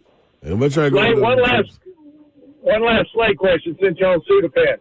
What kind of shoes do frogs wear? Slippers. Open-toed shoes. God bless y'all. Good night. I appreciate you, man. Well, Matthew was all over the place there. And the cold part, I'm trying to answer it. I'm trying to answer this question. And then Ingle's wife, Jennifer, incredible athlete, too. Mm-hmm. That whole family, man. Yeah, it's serious. And then Freegee and Ingles, all of their kids are incredible athletes. The Ingles and the Freeze. Mm-hmm. I still got a magazine, me and Freeze on it together. Really? Mm-hmm. I'm going to send you a copy when I get a picture when I get home. Were you scoring points on him? No, we both dribbling the ball. Okay. Join 104.5 The Zone at the Music City Polar Plunge on Saturday, February 22nd. Oh. Slay Dog and the Music City Polar Plunge is where. What? No, not you. I was going to say, hold on, wait, who? You tried to sneak that in there while I was on Sudafed. Yeah. I'll do that. Yeah, Slay's at the Polar Plunge. I remember that one. The Music City Polar Plunge is where participants take a chili dip to support Special Olympics Tennessee, helping provide year-round sports training, competitions, and inclusive programming for more than 18,000 athletes with intellectual disabilities in Tennessee. For more information, visit 1045thezone.com/events. Buck Rising did it one year. He jumped in, but he can't swim. Right, that was weird. So even in like the tub of water, like I heard that he needed help getting out. Yeah. They got the scuba guys right there next to you to go down there and get you. I think. Ain't that who they are? It's not like he's jumping in a river. He's just jumping in like a vat of water. No, but they ready. But they are there. They were there for him because he can't swim. They got to be, y'all, with the wetsuits. So like lifeguards with like scuba gear on. With scuba gear. No, these guys are serious, man. They got the tank and everything, Zeph. Are you going to do it this year, Zeph? No. Why? I hate the cold. But it's for a good cause, Zeph. Why don't you do it then? Listen, you can't answer a question with a question. Well, if I learned anything from Don Davenport, yes, I can. Y'all, take note. When she does that all the time. Yes, she does. Attorneys do that. Yes. You know why you answer a question with a question? Why? You don't have a good answer. No. Well, you told on yourself. 615-737-1045. Onion in Nashville. Is that right? Onion, what's up? How y'all doing today? What up? Though? All right. First, I'd like to say I heard y'all talking about the Peaks. I think we should take Ken Ward and Landon Jackson from Arkansas on the line. All right. And I like to show love for my boy Slate. I remember them days when you wear that headband at Pearl with BT Warren, John Henderson, Andre Starr. Hey, my man for real catching off the board. He keep it live. I got to show love for Slate. That's too real. I appreciate that. I'm telling y'all, man. Thank you, Onion. It was an entertainment factor involved, man. Not only we just hooping, we was entertaining too, man. I told you when I was at Hillsboro, Whites Creek was ranked number 1 in the country, and they had David Vaughn and all those guys. All 5 went Division I. All 5 starters. Marlon. They came into Hillsboro, Ed Hesse Gym, where you allegedly pulled the fire alarm. That's what they say. They beat Hillsboro by more than 100 points. Golly. Yeah, come on now. There's no remorse for the people, man. They had just been ranked number 1, so they were like, hey, we're going to put it on. We got to show you why we number 1. David Vaughn, baby. David Vaughn. Sims. Okay. Yeah, that's right. Mm-hmm. Darrington, sorry that we didn't get to you. When you call tomorrow, we'll go right to you. First thing, Darrington. First thing. We always love to hear from our friend Darrington. Woo! That was a fun show. Man. Get some sleep tonight. I am. I'm somehow, some way. Alka-Seltzer and Blanton's, and then followed by a shot of Sudafed. Boom. Night's made. Slay might be still in a car tonight. No, Slay be laying sleep in his dreams. There you go. You fall asleep on the carpet, man. There you go.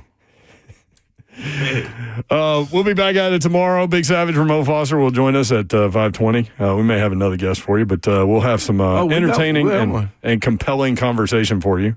Never know what you're going to hear on this show. I mean, because we don't. Not ever. Ever. We appreciate you guys including us in your day. We do not take that for granted, nor do we take it lightly. Good night. God bless. See ya. Wouldn't want to be unless you were. My shout out to my guy, Baylor Benjamin Zeidman. Man, no longer here with us, man, but always spirit one of Ole Miss's biggest fans. Age 13, man, my guy. Love you, dude.